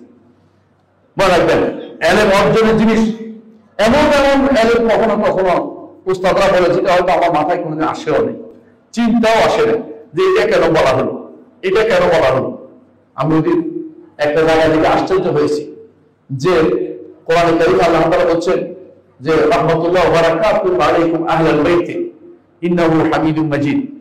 এই একটা ব্যাখ্যা আলোচনা করতে করতে এক জায়গায় এসে এক আলেম বলতেছেন যে রাসূলুল্লাহ সাল্লাল্লাহু আলাইহি ওয়াসাল্লামের স্ত্রী খাদিজা রাদিয়াল্লাহু আনহাকে জিবরিল একটা সুসংবাদ জানিয়েছে। কি সুসংবাদ জানিয়েছে? বলছে ইয়া রাসূলুল্লাহ, এই যে খাদিজা আসতেছে তার কাছে আপনার জন্য খাবার আর পানি নিয়ে আসতেছে। তিনি খাদিজা রাদিয়াল্লাহু আনহা কতটুকুই আছেন, নিবেদিত প্রাচীর রাসূলের জন্য খাবার এবং পানীয় পোটলা করে নিয়ে আসতেছে। তিনি বললেন যে হয় খাবার না পানি, কারণ জিবরিল তার গায়েব জানে না। জিবরিল বলছে খাবার বা পানি নিয়ে আসতেছে, তাকে সুসংবাদ দিন, আল্লাহর পক্ষ থেকে আমার পক্ষ থেকে তাকে সালাম দিন, এবং তাকে বলে দিন যে তার জন্য সুসংবাদ হচ্ছে জান্নাতে তার জন্য একটি ঘর থাকবে, সেই মুক্তার ঘর, যে ভিতরে খালি এরকম মুক্ত দিয়ে বানানো একটা ঘর থাকবে, যেখানে চিৎকার কোনো চেঁচামেচি থাকবে না, শান্তির আলো একটা থাকবে তার জন্য। তখন তিনি বলতেছেন ঘর বললো, প্রাসাদ বললো না কেন? বুঝছেন কিনা? ঘর বললো, ঘর তো মানুষ বলতে বুঝায়, প্রাসাদে না হওয়া দরকার। তখন তিনি বলছেন এই ঘর তো ছোটখাটো ঘর নয়, এই ঘর যাহা যেহেতু রাসূলের তিনি ঘর করেছেন এবং পরবর্তী যারাই আসছে এই ঘরের উপর নির্ভরশীল হয়ে সবাই এই ঘরের উপরে ছিলেন। কারণ রাসূলের স্ত্রীরা সবাই তো রাসূলুল্লাহ সাল্লাল্লাহু আলাইহি ওয়াসাল্লাম রাসূল মানার পরেই তো তারা বিয়ে বসছেন। আর এই ঘরের সহযোগিতা কে করেছেন? খাদিজা রাদিয়াল্লাহু আনহা করেছেন। এই জন্য আল্লাহ তাআলা তার জন্য জান্নাতে আরেকটা ঘরের ব্যবস্থা করেছেন। কথা বুঝছেন? ঠিক অনুভব বলেন, দুনিয়ার বুকে ঘর করতে পারেনি, দুনিয়ার বুকে ঘর করতে পারেনি কে? আসিয়া বিনতে মুসাইব ফেরাউনের ঘর করতে পারেনি। দোয়া করেছে রব্বুল লাইলি আনদাকা বাইতান ফিল জান্নাহ, আল্লাহ জান্নাতে আমার জন্য একটি ঘরের ব্যবস্থা করে দিন। এই ঘর আমার টিকলো না, আরেকটা ঘর দরকার আমার, সেই ঘর আপনার কাছে আমাকে ব্যবস্থাপনা করে দিন। এগুলো যে একটা আয়াত বুঝবে শত মশলা বের করবে। আমাদের শেখ মুহাম্মদ সালেহ উসাইমিন তার থেকে যা শিখেছি আমার জীবনে এর চেয়ে সুন্দর দার্স আমি পাইনি, তাফসীর দার্সের চেয়ে সুন্দর হতে পারে না। আমার যে তাফসীর সব শেষে যেটা বের করেছি 5 খণ্ডে, শেষের 2 খণ্ড প্রায় ইবনে উসাইমিনকে আমি অনুসরণ করেছি। আবার দেখবেন যে কথায় কথায় ইবনে উসাইমিন অনুসরণ, তাফসীর ইবনে উসাইমিন লেখাই আছে ওখানে দেখবেন। কারণ হচ্ছে আমি দেখেছি এত সুন্দর করে বুঝানোর ক্ষেত্রে ওনার মতো জুড়িয়া কিছু নাই, প্রত্যেকটা কথাকে তিনি সুন্দর করে বুঝিয়ে দিয়ে গেছেন এবং বলেছেন যে এইটা এটা বোঝা যায়, এটা বোঝা যায়, এভাবে বলে গেছেন। সালাফদের মানহাজের একটু ছাড়ের নাই, কিন্তু মূল কথা বলতে একটু বাদ দেন নাই। আল্লাহু আকবার। এই জন্য যার নামে আমাদের এই ইনস্টিটিউটটি, দাওয়া সেন্টারটি, তিনি আসলে একজন প্রাজ্ঞ যোগ্য ব্যক্তি ছিলেন। বেলা মুদাফা এখন পর্যন্ত কোনো ব্যক্তি যদি থিসিস লিখতে হয় তার বই থেকে কিছু না কিছু আনতে হয়। কারণ তার দিনের মধ্যে যদি কিছু লিখতে হয়, গবেষণা মধ্যে লিখতে হয়, ওনার থেকে উপকৃত না হয় মারা যায় না। অথচ বেশি দিন হয় না তিনি মারা গেছেন। 2000 সালে তিনি মারা গেছেন, 2001 সালে মারা গেছেন। অথচ তিনি যে এলম লিখে গেছেন, এই এলমের বিকল্প কোনো এখন তৈরি হয়নি। অন্যরা এলম অর্জন করে আন্দাজি কথা বলে, কিন্তু আন্দাজি কোনো কথা নেই, প্রত্যেকটা শব্দের মধ্যে একটা তিনি নতুন তথ্য আমাদেরকে জানিয়েছেন, যেটা সর্বসাধারণের কথার সাথে মিশে। সারা জীবন আমরা হাকিমত্ব প্রজ্ঞা করেছি। আমি শুধু একটা উদাহরণ দিয়ে বুঝাতে পারি। হাকিমত্ব কি? প্রজ্ঞা, হাকিমত্ব বিজ্ঞান। এই যে কথা, কোরআন হাকিম, কোরআন বিজ্ঞান মত, এই অনুবাদ শেখ মুহাম্মদ সালেহ উসাইমিনের না। আপনি দেখবেন এই তাফসীর, আমার তাফসীর পড়ে দেখেন, তিনি বলছেন হাকিমের 2টা অর্থ হয়, যে কোরআন হুকুম দেয়, অর্ডার দেয়, মানতে হবে তোমাকে, এটা তো হুকুম থেকে আছে হাকিম। আর একটা হচ্ছে কোরআন যা বলে, এটা হচ্ছে সম্পূর্ণরূপে এমন এক নির্দেশ, যে নির্দেশ বাস্তব, যে নির্দেশ থেকে যে নির্দেশ এমন কোন পাবেন না যেটা এই জায়গাটা এই এখানে হয় না, এখানে হয় না, অর্থাৎ যেখানে যেটা প্রয়োজন সেটাই শুধু দেওয়া হয়েছে। হিকমত ওয়ালা যেটাকে বলে, হিকমত ওয়ালা অর্থ করেছেন, একটা অর্থ করেছেন অর্ডার দেওয়া, 2টা অর্থ তিনি করেছেন। ঠিক আজিজের তিনি 3টা অর্থ করেছেন। আমি একটা মধ্যে আমার তাফসীর উল্লেখ আছে, বলে দেখবেন। আমি শুধু আশ্চর্য হয়েছে, এটা এরকম তাফসীরে আদৌ কেউ করতে পারে এত সুন্দর করে, মানুষকে বুঝিয়ে দেওয়ার মতো, আল্লাহর বাণীকে বুঝিয়ে দেওয়ার মতো এই সুন্দর তাফসীর করে প্রত্যেকে তার মতো করে গেছে, তার মতো বুঝছেন। কেউ কালাম শাস্ত্র বিধি দিয়ে গেছে, কেউ দর্শন বানাইছে এটাকে, কেউ বা রাজনীতি করেছে এটা দিয়ে, কেউ বা যার মতো যে মাথার ভিতরে যেটা কোরআন কেউ বুঝছে। কিন্তু কোরআনকে আল্লাহ তাআলা রাসূলের বাণী বুঝার মতো চিন্তা করে যদি কেউ করতো, এই গুণগুলি তাদের আসতো না, তারা কোরআন ভালো বুঝতে পারতো এবং কোরআন একটি আয়াত বুঝলে তার অনেক আয়াতের মধ্যে এসে যেত। কোরআনে কারীমে বহু জায়গায় আপনি হক পেয়েছেন, হক আছে না, হক কি জিনিস এটা বোঝার জন্য উসাইমিনের দ্বারস্থ হয়েছি আমরা। উসাইমিন কি বলতেছে? হক হচ্ছে সিদকুন ফিল আখবার ওয়া আদলুন ফিল আহকাম। যেগুলো হক, কোনটার নাম হক হচ্ছে যদি সংবাদ হয় সত্য, আর যদি অর্ডার হয় তাহলে ইনসাফপূর্ণ, নির্দেশ হলে ইনসাফপূর্ণ। কথা বুঝছেন কিনা? কোরআন হক কোন দিক থেকে? কোরআনের যত সংবাদ আছে তা সত্য, আর কোরআনের যত নির্দেশ আছে তা সব ইনসাফপূর্ণ। বুঝছেন? এর মধ্যে দেখেন কবরের আযাব হক, এটা অর্থ কি? কোনটা এটা? এটা হচ্ছে এখানে যে সংবাদ দিয়েছে কবর আযাব, এটা সত্য। কিন্তু ধরেন হক বলা হচ্ছে যে ধরেন সালাত হক, এটা কি? ইনসাফপূর্ণ অর্ডার, এটা খবর না, এটা হচ্ছে অর্ডার, নির্দেশ, যেটা নির্দেশ হচ্ছে ইনসাফপূর্ণ। কোরআনে কারীম বহু জায়গায় হক আসছে, হাদিসে হক আসছে। হকের তাফসীর আপনাকে কে শিক্ষা দিবে যদি কোনো আলেম না থাকে? এলমে দ্বীনের কোনো বিকল্প নাই। এলমের জিনিস আপনি মাথা নিচু করতে বাধ্য হবেন। আলেমের কাছে আপনি দাঁড়াতে হলে আপনাকে এলম নিয়ে আসতে হবে। ইমাম শাফিঈ রাহমাতুল্লাহ আলাইহি বলতেন যে শাফি রহমতুল্লাহ বলতেন যে যদি তিনি বলতেন যে যদি কোনো আলেমের সাথে আমি বিতর্ক করেছি আমি জিতে গেছি, জাহেরের সাথে বিতর্ক করে আমি জিততে পারি না, কারণ জাহের তো আলেমের মধ্যে নাই, সে শুধু একবার এখানে যাবে, একবার ওইখানে যাবে, একবার ওইখানে যাবে, সুযোগ পেলে ঘায়াল করবে, আক্রমণ করবে। কথা বুঝছেন কিনা? এই জন্য আলেম অর্জন করতে হবে। আপনার মর্যাদা নিয়ে আপনি টেনশন করতে হবে না, আল্লাহর কাছে আপনি মর্যাদাবান হবেন, দুনিয়ার বুকে আপনার জন্য আল্লাহ মর্যাদা ঢেলে দিবেন। এলমের জন্য আপনি মর্যাদা টেনশন করেন না। মর্যাদা মুহাম্মদ বিন সালেহ ওসাইমিন মর্যাদা খুঁজেন নাই। ওনাকে বলা হয়েছে গ্রাম মুফতির পদ নিবে কিনা, উনি রাজি হন না, বলে আমি এগুলি করতে পারবো না, আমি খুব ব্যস্ত আছি, আমার ছাত্র আছে, আমার তালেবে ইলম আছে, এদের নিয়ে সময় দিতে হবে আমার। চিন্তা করেছে আবু হানিফা রাহমাতুল্লাহ আলাইহি তাকে প্রধান বিচারপতি দেওয়া হচ্ছিল, নেন নাই। ইমাম মালিককে নেন নাই। একটু ইমামরা যুগে যুগে তাদের জন্য পদ দিতে গেলে বলে আমার অনেক কাজ আছে, আমার ছাত্ররা আছে, এদেরকে পড়া দেখি। কেন? কারণ ওইটা হচ্ছে এদের গুরুত্বপূর্ণ বেশি, এলেমের হচ্ছে বিকল্প কোনো কিছু হতে পারে না। তাহলে আপনি বুঝতে পারছেন যে এলেম ছাড়া আপনি জিহাদের প্রথম স্তর নফসের বিরুদ্ধে জিহাদ আপনি করতে পারবেন না। 2 নম্বর জিহাদ হয় শয়তানের বিরুদ্ধে। শয়তানের বিরুদ্ধে জিহাদ, শয়তান দুইটা কাজ করে। মানুষের অন্তরের ভিতরে কি করে? সন্দেহ ঢুকায়। আর মানুষের অন্তরের ভিতরে কি করে? প্রবৃত্তি তাওনা জায়গায়, প্রবৃত্তি তাওনা জায়গায়। এই দুইটা থেকে বাঁচতে হলে আল্লাহর বিধান জানতে হবে, কোরআন হাদিস জানতে হবে, না আপনি থাকতে পারবেন না।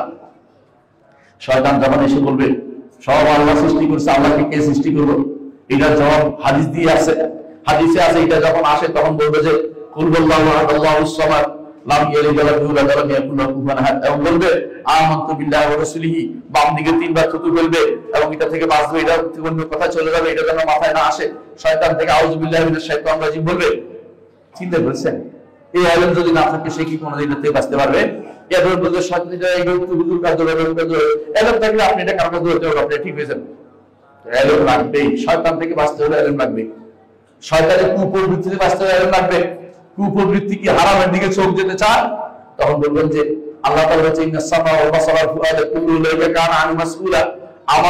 আমার চোখ, আমার কান, আমার বাসার, সামা ওয়াল ফুআদ, অন্তর, এগুলো আল্লাহ জিজ্ঞাসা করবেন। আমি হারামের দিকে তাকাবো না, এলমের কারণে আপনি বেঁচে গেলে বিপদে পড়ে যেতেন। আব্দুল কাদের জিলানী রাহমাতুল্লাহ আলাইহি সম্পর্কে বলা হয়, শয়তান এসে বলছে যে তোমার এবাদতে আমি খুশি হইয়া তোমার সাথে দেখা করতে এসেছি। আব্দুল কাদের জিলানী দিচ্ছেন যে শয়তান, কারণ আল্লাহ তাআলা সৃষ্টির ভিতরে আসবেন না, আল্লাহ তাআলা সৃষ্টির ভিতরে কার সাথে দেখা করতে আসেন না। শয়তান যেটা কারসাজি করেছে, তখন তারা বলে আব্দুল কাদের তিনি বলে আউযু বিল্লাহি মিনাশ শাইতানির রাজিম। তখন বলে যে শয়তান বলেছে আব্দুল কাদের তুমি তোমার আয়াতের কারণে বেঁচে গেলে, কত সুফিকে আমি এর মাধ্যমে পাওয়া কষ্ট করে দিয়েছি। সুফিরা সবুজ সবুজ দেখলে মনে করে খিজির আলাইহিস সালাম সবুজ চোখ, শয়তানের সবুজ চোখ হতে পারে না। তোমার কে গেছে? খিজির বহু আগে মরে গেছে, রাসূলের যুগে খিজির জীবিত ছিলেন না। খিজির আলাইহিস সালাম বহু আগে মারা গেছেন। কারণ যদি জীবিত থাকতেন ওহুদের যুদ্ধ, বদরের যুদ্ধে হাজির হওয়া তার জন্য ফরজ ছিল। বুঝলেন কিনা? রাসূলুল্লাহ সাল্লাল্লাহু আলাইহি ওয়াসাল্লাম বলেছেন যদি মুসা জীবিত থাকতো আমার অনুসরণ ছাড়া তার কোনো গত্যন্তর ছিল না। যেমন যখন ঈসা আলাইহিস সালাম আসবেন তখন তিনি আমাদের শরীয়তের বাইরে, নবী মুহাম্মদ শরীয়তের বাইরে যাবেন না, অন্য কিছু করবেন না। এর অর্থ হচ্ছে এই মুহাম্মদ রাসূলুল্লাহ সাল্লাল্লাহু আলাইহি ওয়াসাল্লাম সাহায্য করা, রাসূলুল্লাহ সাল্লাল্লাহু আলাইহি ওয়াসাল্লাম সাহায্য করা। আল্লাহ কোরআনে বলে দিয়েছেন তার সূরা রাহম যে অবশ্যই তোমরা তাকে সাহায্য করবে, অঙ্গীকার দিয়েছেন নবীদের থেকে। যদি খিজির আলাইহিস সালাম জীবিত থাকতেন তাহলে তিনি ওই আগেও চলে আসতেন, বদরের যুদ্ধে হাজির হতেন। তিনি মারা গেছেন বহু আগে, রাসূলের যুগে আর কোন নবী ছিলেন না, একমাত্র মুহাম্মদ রাসূলুল্লাহ সাল্লাল্লাহু আলাইহি ওয়াসাল্লাম নবী ছিলেন। কথা বুঝছেন কিনা? এবং আর পর্যন্ত কোন নবী ছিলেন না, একটা বিশাল সময় কোন নবী ছিলেন না। আর আপনারা তিনি রাসূল আল্লাহ তাআলা বলেন যে একটা বিশাল সময় কোন নবী ছিল না। সুতরাং খিজির আলাইহিস সালাম অস্তিত্ব তখন ছিল না। এখন যদি কেউ বলে খিজির আসছিল, স্বপ্নে দেখাইছে, দিছে আর খিজির দাঁড়াই গেছে, দেখে তো ওখানে এক লোক বসে রয়েছে। হ্যাঁ, আপনাদের দেশে একটু হুজুররা বলে তথাকথিত পীররা শিক্ষা দিছে, এটা কোথায় জানি নদী ভাঙতেছে, নদী ভাঙতেছে, বুঝলেন কিনা? নদী ভাঙতেছে দেখে বলতেছে অমুক হুজুরে পিসাব নাম বলতেছে, বলতে চাচ্ছি না, পিসাব বলতেছে কোন জায়গায় নদী ভাঙতে বুঝেন তো? বরিশাল, এটা বুঝছেন তো? হুজুরে দিছে কি সিডি লিখে দিছে, ডুব দিয়ে দেখেছে এক লোক বসে রয়েছে, হুজুরে সিডি দিছে, তবে এরপর থেকে ভাঙে না। এই গল্প করতে বসে রয়েছো? হ্যাঁ, ওখানে আরেকজন আরেক পিসাবের কবর 10 হাত পানির নিচে, উনি কেন সিটি পাবেন, উঠতে পারবেন, উপর দিয়ে আমি উঠে গেলাম, উঠতে যেতে পারতো। এই গল্প ওরা আমাদেরকে শুনেতে আসে, কারণ আমরা দেখি নাই যে মনে রাখবেন কেরামত সব বানায় বসে বসে। আরেকজনে শুনতেছি, হ্যাঁ, ওখানকার চরের মানুষের আর কি, চর, হ্যাঁ, অমুক চর তমুক চর আছে না, একটা চর সিনা, একটা চর মোনাই, এরকম চর আছে অনেক। চরের ওয়াজ করতেছে একজন, চরের ওয়াজ শুনবে করতেছি কি যে আমার অমুক ফিসা অমুক হুজুরে বলছে যে তিনি দেখছেন আমার বাবা হুজুর কাবলাকে দেখছেন, ক্যাবলা তো হুজুর বিশ্বাস আবার ক্যাবলা তো আমাদের একটাই, ওদের কাবলা বহুত, যে উনি দেখছেন যে উনি ওই অমুকখানে এর উপরে পুকুরের উপরে নামাজ পড়তেছে, পানির উপরে, পানির উপরে নামাজ পড়ে বাংলা বাবা উঠছে, হ্যাঁ, পানির উপরে নামাজ পড়তে হবে। পানির উপরে একজন পোকা থাকে যদি দৌড়ে পানির উপরে, কি পোকা বলে এগুলিকে, হ্যাঁ, একজন মাকড়সার মতো পোকা থাকে এগুলি দৌড়ে, মাকড় নাই, পোকা মাকড়সা নাই, পানির উপরে নামাজ পড়তে গেছেন কেন, এত সমস্যা লাগছে না। এই জন্য এগুলি সব হচ্ছে বানোয়ার জিনিস, এগুলি বিশ্বাস করতে হয় না। এলেম থাকলে এগুলি বলতো না, আল্লাহকে ভয় করে নাই। আল্লাহ তাআলা কোরআনে কারীমে বলেছেন ইন্নামা ইয়াখশাল্লাহু মিন ইবাদিল উলামা, আলেমরা শুধু আল্লাহকে ভয় করে, যে আজে বাজে কথা বলে আল্লাহকে ভয় করে না, কারণ সে জানে যে আমার পক্ষে ঢুকে যাবে, আল্লাহ আমাকে এর জন্য পাকড়াও করতে পারে। আমি আজে বাজে কথা বলবো না, যা জানি তা বলবো, যা জানি না তা বলবো না। মুহাম্মদ রাসূলুল্লাহ সাল্লাল্লাহু আলাইহি ওয়াসাল্লাম বলেছেন, তিনি বলেছেন যে কেউ মান কানা ইউমিনু বিল্লাহি ওয়াল ইয়াউমিল আখির ফালিয়াকুল খায়রান আও লিয়াসমুত, যে কেউ আল্লাহকে ভয় করে, আল্লাহকে ঈমান রাখে এবং আখিরাতে ঈমান রাখে, যেন ভালো কথা বলে, অপচুপ থাকে না, জেনে কথা বলে বড় গুনাহ। অধিকাংশই এখন কারামত বানাচ্ছে, মিথ্যা বানাচ্ছে, মিথ্যা ছড়াচ্ছে। রাসূলুল্লাহ সাল্লাল্লাহু আলাইহি ওয়াসাল্লাম বলেছেন কাফা বিল মারি কাযিবান আন ইউহাদ্দিসা বিকুল্লি মা সামিআ, একজন মানুষ মিথ্যাবাদী হওয়ার জন্য যথেষ্ট, যা শুনে তাই প্রচার করিবে না। আপনাকে এটা শিওর হতে হবে। আর আল্লাহ তাআলা কোরআনে বলে দিয়েছেন ইয়া আইয়ুহাল্লাযীনা আমানু জাআকুম ফাসিকুম বিনাবাইয়িন ফাতাবায়্যানু, এই ফাসিকরা যদি কোনো সংবাদ নিয়ে আসে অবশ্যই পরীক্ষা করে দেখবে, এটা আমরাজি প্রচার করা যাবে না। প্রচার করলেই সে একজন মিথ্যাবাদী। কাফা বিল মারি কাযিবান আন ইউহাদ্দিসা বিকুল্লি মা সামিআ, যা শুনে তা প্রচার করে সে একটা মিথ্যাবাদী হবে। সুতরাং আমরাজি কথা প্রচার করা যাবে না, জেনে শুনে বলতে হবে, যা আমল করেন তা জেনে শুনে আমল করতে হবে। তো জিহাদের জন্য আমরা বলছি শয়তানের বিরুদ্ধে জিহাদের জন্য কি লাগবে? দুইটা জিনিস। শয়তান দুটা কাজ করে, একটা কি সন্দেহ দেয়, একটা কি প্রকৃতি তাড়ানো যায়। এই দুইটার জন্য এলেম ছাড়া বাঁচার কোনো পথ নেই। 3 নম্বর জিহাদ হয় জালেমদের বিরুদ্ধে, ফাসিকদের বিরুদ্ধে। এই জিহাদের তর 3টা। একটা হচ্ছে হাত দিয়ে যদি আপনার অধীনস্থ হয়, দ্বিতীয় হচ্ছে মুখ দিয়ে, তৃতীয় হচ্ছে অন্তর দিয়ে। এই 3টার জন্য এলেম লাগবে। এলেম ছাড়া আপনি উল্টাপাল্টা করে ফেলবেন, বুঝলেন কিনা? এলেম ছাড়া কাফের বলে ফেলবেন, হয়তো গুনাহগার, একটা কাফের বানাই দিচ্ছেন। আবার কাফেরকে গুনাহগার বানাই ফেলবেন। কাফের তো সাধারণ গুনাহগার না, একজন মানুষ মুরতাদ হয়ে গেছে, আপনি তো বলছেন গুনার কাজ করতেছে। এই জন্য দেখে দেখে আমরা দেখবো না এদের মধ্যে মুরজিয়াদের অভাব নাই, আছে কবর সেজদা করতেছে আর হেরা করতেছে, গুনার কাম করতেছে, চোখের সামনে হইতেছে। এই দেশে কি আলেমের অভাব আছে নাকি? তথাকথিত আলেম তো অভাব নাই, ওদের পাশে বিশাল বিশাল মাদ্রাসা আছে, কিন্তু আশেপাশে শিরকের কোনো অভাব হয় না। এরা মুখ দিয়ে কোনোদিন এই শিরকের বিরুদ্ধে কথা বলে না। এরা কথা বলতে পারে হাত ছুঁতে, বড় তো ফরজ এটা। কারণ নবীকে যদি ওয়ারিশ হয়ে থাকে, নবীরা প্রথম যে যার বিরুদ্ধে কর্মকাণ্ড চালিয়েছে এটা কি? শিরকের বিরুদ্ধে কথা বলেছেন। নবীরা তাওহীদের কথা বলেছেন। আর তাওহীদের কথা বলে না অনেক সময়, তাওহীদের কথা চুপে থেকে আমাদের প্রথম কাজ হচ্ছে অমুকটা করা। তাওহীদের প্রথম কাজ, নবীদের প্রথম কাজ তাওহীদের দাওয়াত দেয়া। এটা এলমের অভাবে আর তাওহীদের দাওয়াতটা সে দুনিয়াতে প্রচার প্রসার লাভ করছে না। এলমটা সবার আগে আপনাকে জানতে হবে যে এলম ছাড়া কোনোভাবেই আপনি পার হইতে পারবেন না, ভুল হতেই থাকবে আপনার। আর একটা জিহাদ হচ্ছে কাফেরদের বিরুদ্ধে জিহাদ। এটা দুভাবে বিভক্ত। একটা হচ্ছে প্রতিরোধমূলক জিহাদ, একটা হচ্ছে অগ্রণী জিহাদ। প্রতিরোধমূলক জিহাদ কখন করবেন সেটাও এলম দরকার আছে। কোরআন ও সুন্নাহর জ্ঞান ছাড়া আপনি ত্যাগ করতে পারবেন না। আর একটা হচ্ছে অগ্রণী জিহাদ করবেন, এটাও এলমের দরকার আছে। কখন করতে, কোন শর্ত পূরণ হলে অগ্রণী জিহাদ করতে, এটা আপনার এলমের দরকার আছে।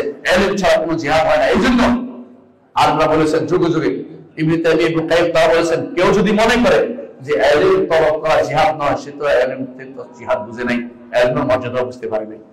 এই জন্য যে ব্যক্তি এলমের মধ্যে লেগে আছে, তাকে যত ভয় পায় শয়তান, আর কাউকে একটা ভয় পায় না। কারণ সে জানে যে এর মাধ্যমে কয়দিন পরে আমরা যা নষ্ট করি সব ঠিক করে ফেলবে। বুঝলেন কিনা? আপনি ঘরের মধ্যে অনেক কিছু, একজন আপনার বাবা আমল করে, বিশাল বিশাল আমল করছে, বিশাল করে আছে, আপনি যখন এলমের কথা জানবেন, তাকে বলবেন, তখনই তো সব বেরিয়ে যাবে, ওটা বাদ দিবে। অনেকে আজকে লিখতেছে, দেখি বললাম, বলে যে কি আমরা সব বড় পালন করছি বহু রাত, আজকে তো সব বড় বলে অনেকে, তাই না? এই রাতে সবাই সিলে হইতেছে, আশেপাশে শোনেন না, সব বড় পুরো বড়াই দরকার একটু। এলমের কারণে সব না থাকার কারণে সবার পালন করে। সব প্রতি রাত্রি বরাত কি ভাগ্য, সব বরাত কি হলো ভাগ্য রজনী। আল্লাহ রাসূল কি ফার্সিতে কথা বলছে কোনদিন? কোন ভাষায় কথা বলছে? আরবিতে। ভাগ্য রজনী আরবি করলে কি হয় জানেন? লাইলাতুল কদর। এটা টেনে দিকে আনলো কে? টেনে দিকে আনলো কে? এটা তো রমজানে ছিল, রমজানটা দিকে নিয়ে আসলো কে? মূল কারণ বুঝছেন? আল্লাহ তাআলা কোন কিতাব রমজান মাসে নাযিল করেন নাই। সমস্ত কিতাবে রমজান মাসে নাযিল হয়েছে আলোচনা। শুরুটা এটা বলতেছি, সবসময় তো কোরআন নাযিল হয়েছে, কিন্তু কোরআন বা কিতাব নাযিল হয়েছে, কিন্তু প্রত্যেকটা কিতাবের শুরু নাযিল হয়েছে রমজান মাসে। এটা হাদিস দ্বারা প্রমাণিত। সহিহ হাদিস দ্বারা রমজান মাস হচ্ছে আল্লাহ কোরআন নাযিল কিতাব নাযিলের মাস, রমজান মাসটা। কিন্তু যখন তারা হিসাব বলতে গেছে, আরবি হিসাব বলতে হচ্ছে, তখন তাদের নিজস্ব হিসাব করতে করতে এইদিকে নিয়ে আসছে, এই মাসে চলে আসছে। এটা কোনোদিনই সবাই বরাতের কিছু নাই। এটার সাথে কোনো ইবাদতের কোনো সম্পর্ক নাই, ইবাদতের কোনো হাদিস নাই, এটার সাথে শুদ্ধ নাই। একটা হাদিস আছে, যে হাদিসটা কেউ হাসান বলছে, আমরা সবাই কথা বলি না। সেটা হচ্ছে আল্লাহ তাআলা এই রাত্রিতে যে শিরিক করবে না, বিদ্বেষ পোষণ করে একে অপরকে, এবং যে এই রাত্রিতে বিদআতে লিপ্ত হবে না, সে আল্লাহ তাআলা তাকে ক্ষমা করে দেন। এটা কেউ হাসান বলছে, শাইখুল আলবানী রাহমাতুল্লাহ আলাইহি, কিন্তু আমাদের মাশায়েখরা বলেন এটা শুদ্ধ না, আসলে হাদিসটা এটাও শুদ্ধ না। এই জন্য শবে বরাত সম্পর্কে হাদিস এগুলো আসলে শুদ্ধ না একটাও। শবে বরাত না, এটা দেখুন লাইলাতুল নিসফি মিন শাবান, শবে বরাত কোনো হাদিসে নাই, শুদ্ধ নাই, শবে বরাত আসলেই নাই। এটা হচ্ছে লাইলাতুল নিসফি মিন শাবান, শাবানের মধ্যরাত্রি, এটা নিয়ে কথা আছে, কিন্তু শবে বরাত নাই। এটা সারা রাত যদি 100 রাকাত তখন নামাজ পড়ে কেউ দেখছে না, 100 রাকাত এর ফজর নামাজ ছুটে যায়, ছুটে যদি নাও যায় তাও জায়েজ হয় না। এটা কারণ বিদআত করে তার গুনাহটা ক্ষমা হচ্ছে না। কারণ ইল্লা মুশরিকিন আও মুশাহিদ, মুশাহিদের দুটো অর্থ করা আছে, একটা হচ্ছে মুবতাদা, আর একটা হচ্ছে একজন হিংসা বিদেশকারী মুহাসির। এই দুই অর্থ যদি করা হয়, এই দুই অর্থ অনুসারে যদি কেউ সব পালন করে, পরের দিন সব রাতের কাণ্ড যা রাখে, তাহলে সে ব্যক্তি গুনাহ কাজ করছে। তাহলে কি করতে হবে? যদি সে আগে থেকে কারো অভ্যাস আছে রাতে তাহাজ্জুদ পড়বে, যদি আগে থেকে কারো অভ্যাস আছে আইয়াম রাতে নফল রোজা রাখতে হবে, সে রাখবে।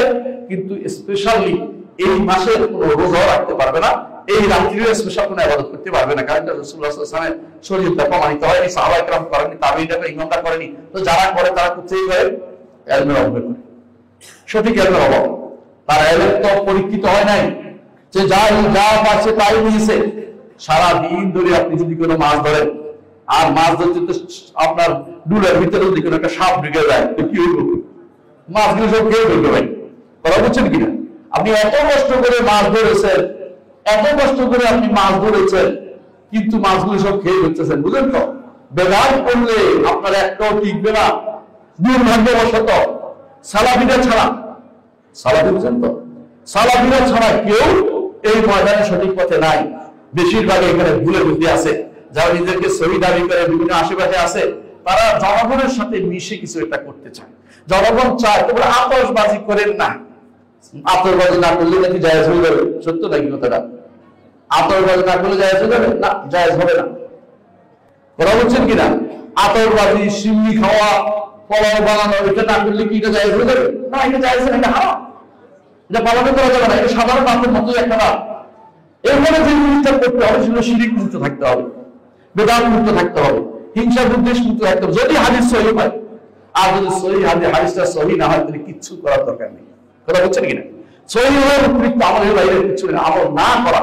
কারণ শিরিক হচ্ছে কোনো কাজ অন্যায় না করা, বেদাত হচ্ছে না করা, হিংসা বিদ্বেষ পরিত্যাগ করা হচ্ছে না করা। সেটা করার কথা তো কিছু বলে না। আপনি রাত্রি জায়গায় আবাদ করতে কোথায় পাইছেন? এটা শরীর বলে না। কেউ তো বলবেন এটা যে এটা তার ন্যায় আমল করতেছে, আপনি বাধা দিচ্ছেন কেন? কারণ সব ন্যায় আমল করতে আমাদের নিষিদ্ধ, সব ন্যায় আমল করতে পারেন না। ন্যায় আমল করতে হলে আল্লাহ রাসূল যে মত যে রাত্রি করছে সে রাত্রি করতে হবে, অন্য কোনো রাত্রি করতে পারেন নাই। লাইলাতুল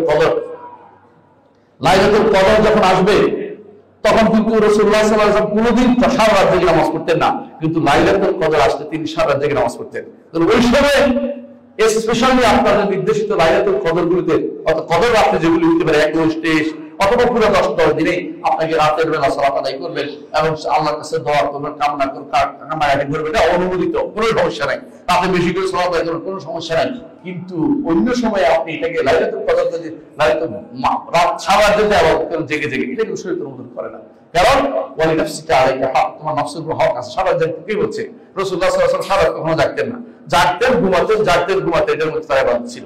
আপনি নিজেকে বেশি রাসূলের চেয়ে বেশি, কখনো রাসূলের চেয়ে বেশি পরিষ্কার পরিচ্ছন্নতা, রাসূলের চেয়ে বেশি ইবাদতকারী করবেন না। আমাদের দেশে কিছু মানুষ দেখা যায়, আমি নাম ধরে বলতেছি বুঝে পারবেন। আমার আব্বাজানকে একজন সমালোচনা করছে আমার সামনে যে হুজুর যে পেশাব করে পানি নিয়ে চলে গেল, হাঁটলো না, হাঁটা বুঝেনি, কামটা। তো আমরা তো বুঝি নাই, তখন বুঝি নাই, ঘটনা ধরতাম তখনই, এত বড় আলেম ছিলাম না, সাধারণ ছাত্র ছিলাম। এরপরে এখন যদি আমি তার ভাইজান ধরতাম যে তুমি হাঁটাটা কোথায় পাইছো, হুজুরের ভুল ধরতেছ। তারা কি করে? পেশাব করে 40 কদম, হ্যাঁ, বাথরুম সেরে 80 কদম, মানে যত পারে আর কি। আর একজন কি, আমি একবার যাচ্ছিলাম ওয়াজ করতে, পথে একটা বাথরুম দেখে লাইট দিকে আমি বসে দাঁড়িয়ে আছি, আধা ঘন্টা বসে আছি, বের হয় না। পরে আমি কি মরে গেল নি কোনো কাছে কাম নিয়ে দেখেছে, তাই করতেছে, বুঝছেন রাজারাজি করতেছে ভিতরে, মানে বাইরে হাঁটতে পারতেছে না দেখে ভিতরে হাঁটা শুরু করে দিচ্ছে তিনি। বের হওয়ার পর আমি বললাম আপনি কি করতেছেন? বাইরে হাঁটতে পারি নাই, এই যে নাহলে আস্তার গুলো আপনি জানেন আপনি কয় মানুষের কষ্ট দিচ্ছেন, আমার অসুস্থ মানুষ আমি পেশাব নিয়ে বসে আছে, আপনি ভিতরে হাঁটাহাঁটি করতেছেন। এই হচ্ছে অবস্থা আমাদের, শরীয়তে অনুমোদন করে না, এটা হারাম কাজ। ইমাম ইবনে তাইমিয়া রাহমাতুল্লাহ আলাইহির ছাত্র ইবনে কাইয়িম বলতেছে, আমার ওস্তাদ জি অর্থাৎ কে? ইবনে তাইমিয়া আমাকে বলতেছিলেন যে এটা পুরোটাই বেদাত, হাঁটাহাঁটি করা যাবে না, কাপ কুট করা যাবে না। ইবনে তাইমিয়া রাহমাতুল্লাহ আলাইহি কাছে উনি বললেন যে, ইবনে তাইমিয়া যখন বললেন যে এটা করা যাবে না, কোন রকমের কাপ কুট করা যাবে না, পাট করে ব্যাখ্যা করে সোজা হয়ে এটা করা যাবে না। এখন এবং ওর আরেকটা জিনিস আছে, এটা কি নাম করে বার্তার বলে, এটা আরবিতে, অর্থাৎ নিজের লজ্জাস্থানকে চিপি বের করা, বুঝলেন না কথাটা? এটা একটা আছে ওদের মধ্যে নীতি।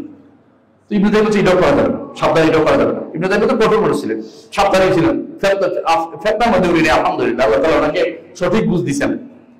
তো বলতেছে আমি ওনার কাছে খুবই মোরাজা করছি যে এটা কেমনে বলেন আপনি, আমার তো উনি তো প্রথম জীবন তো আছেন, ইবনে কাইয়িম রাহমাতুল্লাহ উস্তাদের ছাত্র ছিলেন না, তো তাই অভ্যস্ত তার এলাকায় হচ্ছে, আমার এলাকা তো আমরা এগুলো করে আসছি, ওস্তাদ এটা কি মানা যায় না যে এটা কোন রকম এটা কিছু বলে কিছু করা যাবে না?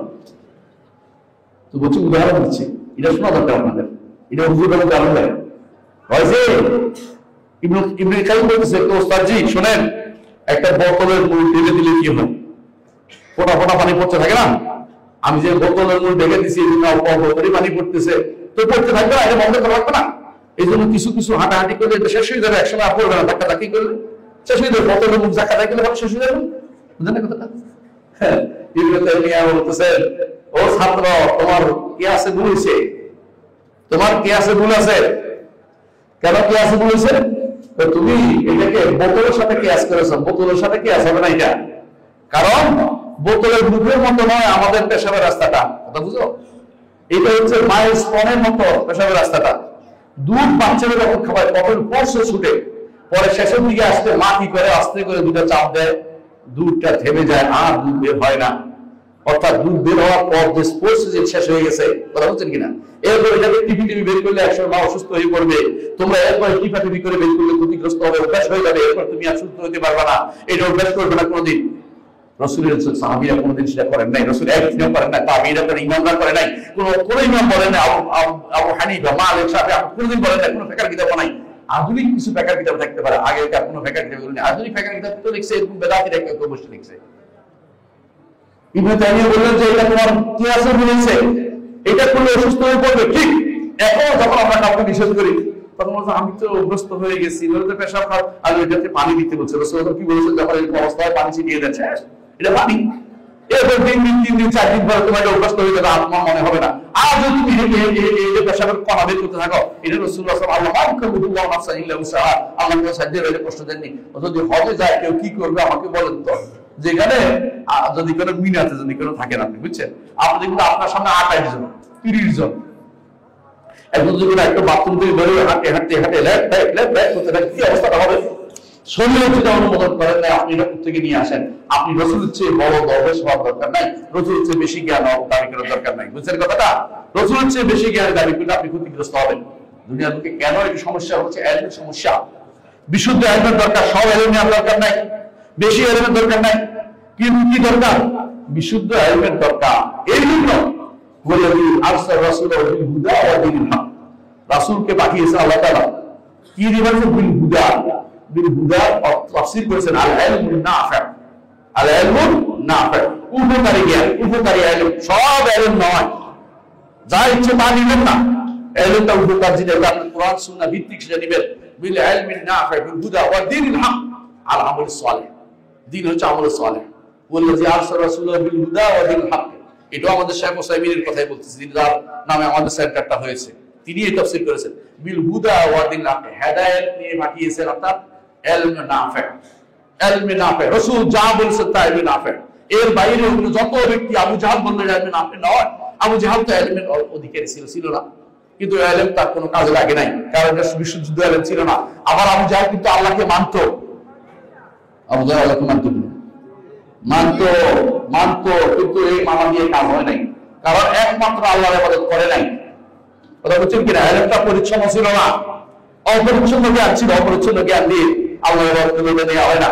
আল্লাহ তাআলা তাইয়িবুন লা ইয়াকবালু ইল্লা তাইয়িবান, তিনি পবিত্র ছাড়া কিছু গ্রহণ করেন না। যেটা পবিত্র শুধু এটাই নেবেন, অপবিত্র জিনিস তিনি আবার পিছিয়ে ফেলে দিবেন, নেবেন না কিছু। তিনি যেটা অন্যায় ঢুকে হচ্ছে, শিরক ঢুকাইছেন, তিনি ফেলে দেন। রাসূলুল্লাহ সাল্লাল্লাহু আলাইহি ওয়াসাল্লাম বলেছেন হাদিসে কুদসিতে আল্লাহ তাআলা বলেন, আর আনা শুরাকা শিরক, যত মুশরিক আছে তাদের শিরক থেকে আমি সম্পূর্ণ মুক্ত। মান আমিলা আমালান আশরাকা ফিহি মা'i গায়রি তারাকতু ওয়া শিরকাহু, যে ব্যক্তি কোন আমল করবে এর সাথে আমার সাথে শরীক করবে কাউকে, তাকেও ছাড়ে, তার আমলটাকে ছেড়ে দেয়, এটা আমার দরকার নেই, আমি অংশ নেই না। অংশ ধরে নিবে না, কিন্তু আল্লাহকে পুরোটা দিতে হবে। সুতরাং ইলম যদি আপনার শুদ্ধ হয় তা আপনি নবীর অনুসারী, অশুদ্ধ বিদ্যা অনুসারী হলে আপনি এটা নবীর অনুসারী জ্ঞান হয় নাই, এই জ্ঞান আপনার কোনো কাজে আসবে না। সেজন্য বিশুদ্ধ ইলমের অধিকারী হতে হবে। বিশুদ্ধ ইলম কোথায় পাওয়া যায়? বিশুদ্ধ ইলম পাইতে হয় বিশুদ্ধ মানুষের কাছে। বিশুদ্ধ মানুষ তো সত্যিকার বিশুদ্ধ মানুষকে মুহাম্মদ রাসূলুল্লাহ সাল্লাল্লাহু আলাইহি ওয়াসাল্লাম এবং তার সাহাবায়ে কেরাম এবং তাদের সুন্দর অনুসারী, সবাই না, সুন্দর অনুসারী কিয়ামত পর্যন্ত যত মানুষ চলবে তারা বিশুদ্ধ ইলমের অধিকারী। আমাদের শেখ মুহাম্মদ বিন সালেহ আল তাইমিন, শেখ বিন বাজ, শেখ আলবানী রাহমাতুল্লাহ আলাইহি আজমাইন, তারা ছিল বিশুদ্ধ ইলমের অধিকারী। হ্যাঁ, আমরা এটা বলছি না তাদের ভুল হয় না, তাদেরও ভুল হতে পারে, কিন্তু তাদের ভুলের চেয়ে শুদ্ধ অনেক অনেক অনেক বেশি। তাদের ভুলগুলি ইজতিহাদের কাজে সওয়াবের অধিকারী হবে, কিন্তু তারা আল্লাহ তাআলার ব্যাপারে, আল্লাহ তাআলা দ্বীনের ব্যাপারে, এই মানে আকীদার ব্যাপারে কোনো ভুল করেন নাই। তারা যে সমস্ত ভুলগুলি করেছেন হয়তো মানহাজের ক্ষেত্রে অথবা মাযহাবের ক্ষেত্রে কোনো মাসালা তাদের একজন থেকে আরেকজন ভিন্ন মত পোষণ করেছে, সেগুলো ভুল বলা যায় না। এগুলি হচ্ছে আমার ইজতিহাদের দোষ, ওনার ইজতিহাদের দোষ, সেটা বলা যায়। কিন্তু আকীদার মাসালা তারা সব এক ছিলেন, বিশুদ্ধ আকীদাতে তারা কোনো কম্প্রোমাইজ করেন নাই।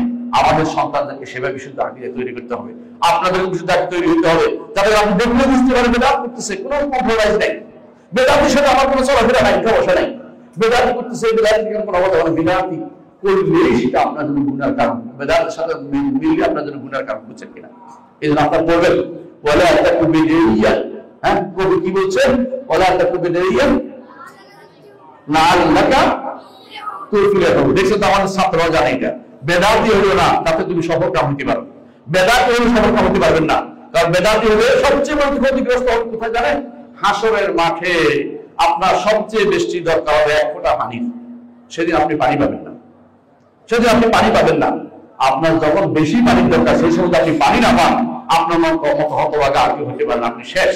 আপনার জীবনের সব সেই সময় আপনি পানির পিছনে আসবেন, আপনাকে তখন টেনে নিয়ে হবে এবং বলবে যে এরা বানিয়েছে, বানিয়ে দিন চালিয়েছে। আমরা বানিয়ে দিন চাই না, আমরা আল্লাহ রাসূলের দিনটা প্রবর্তন করতে চাই।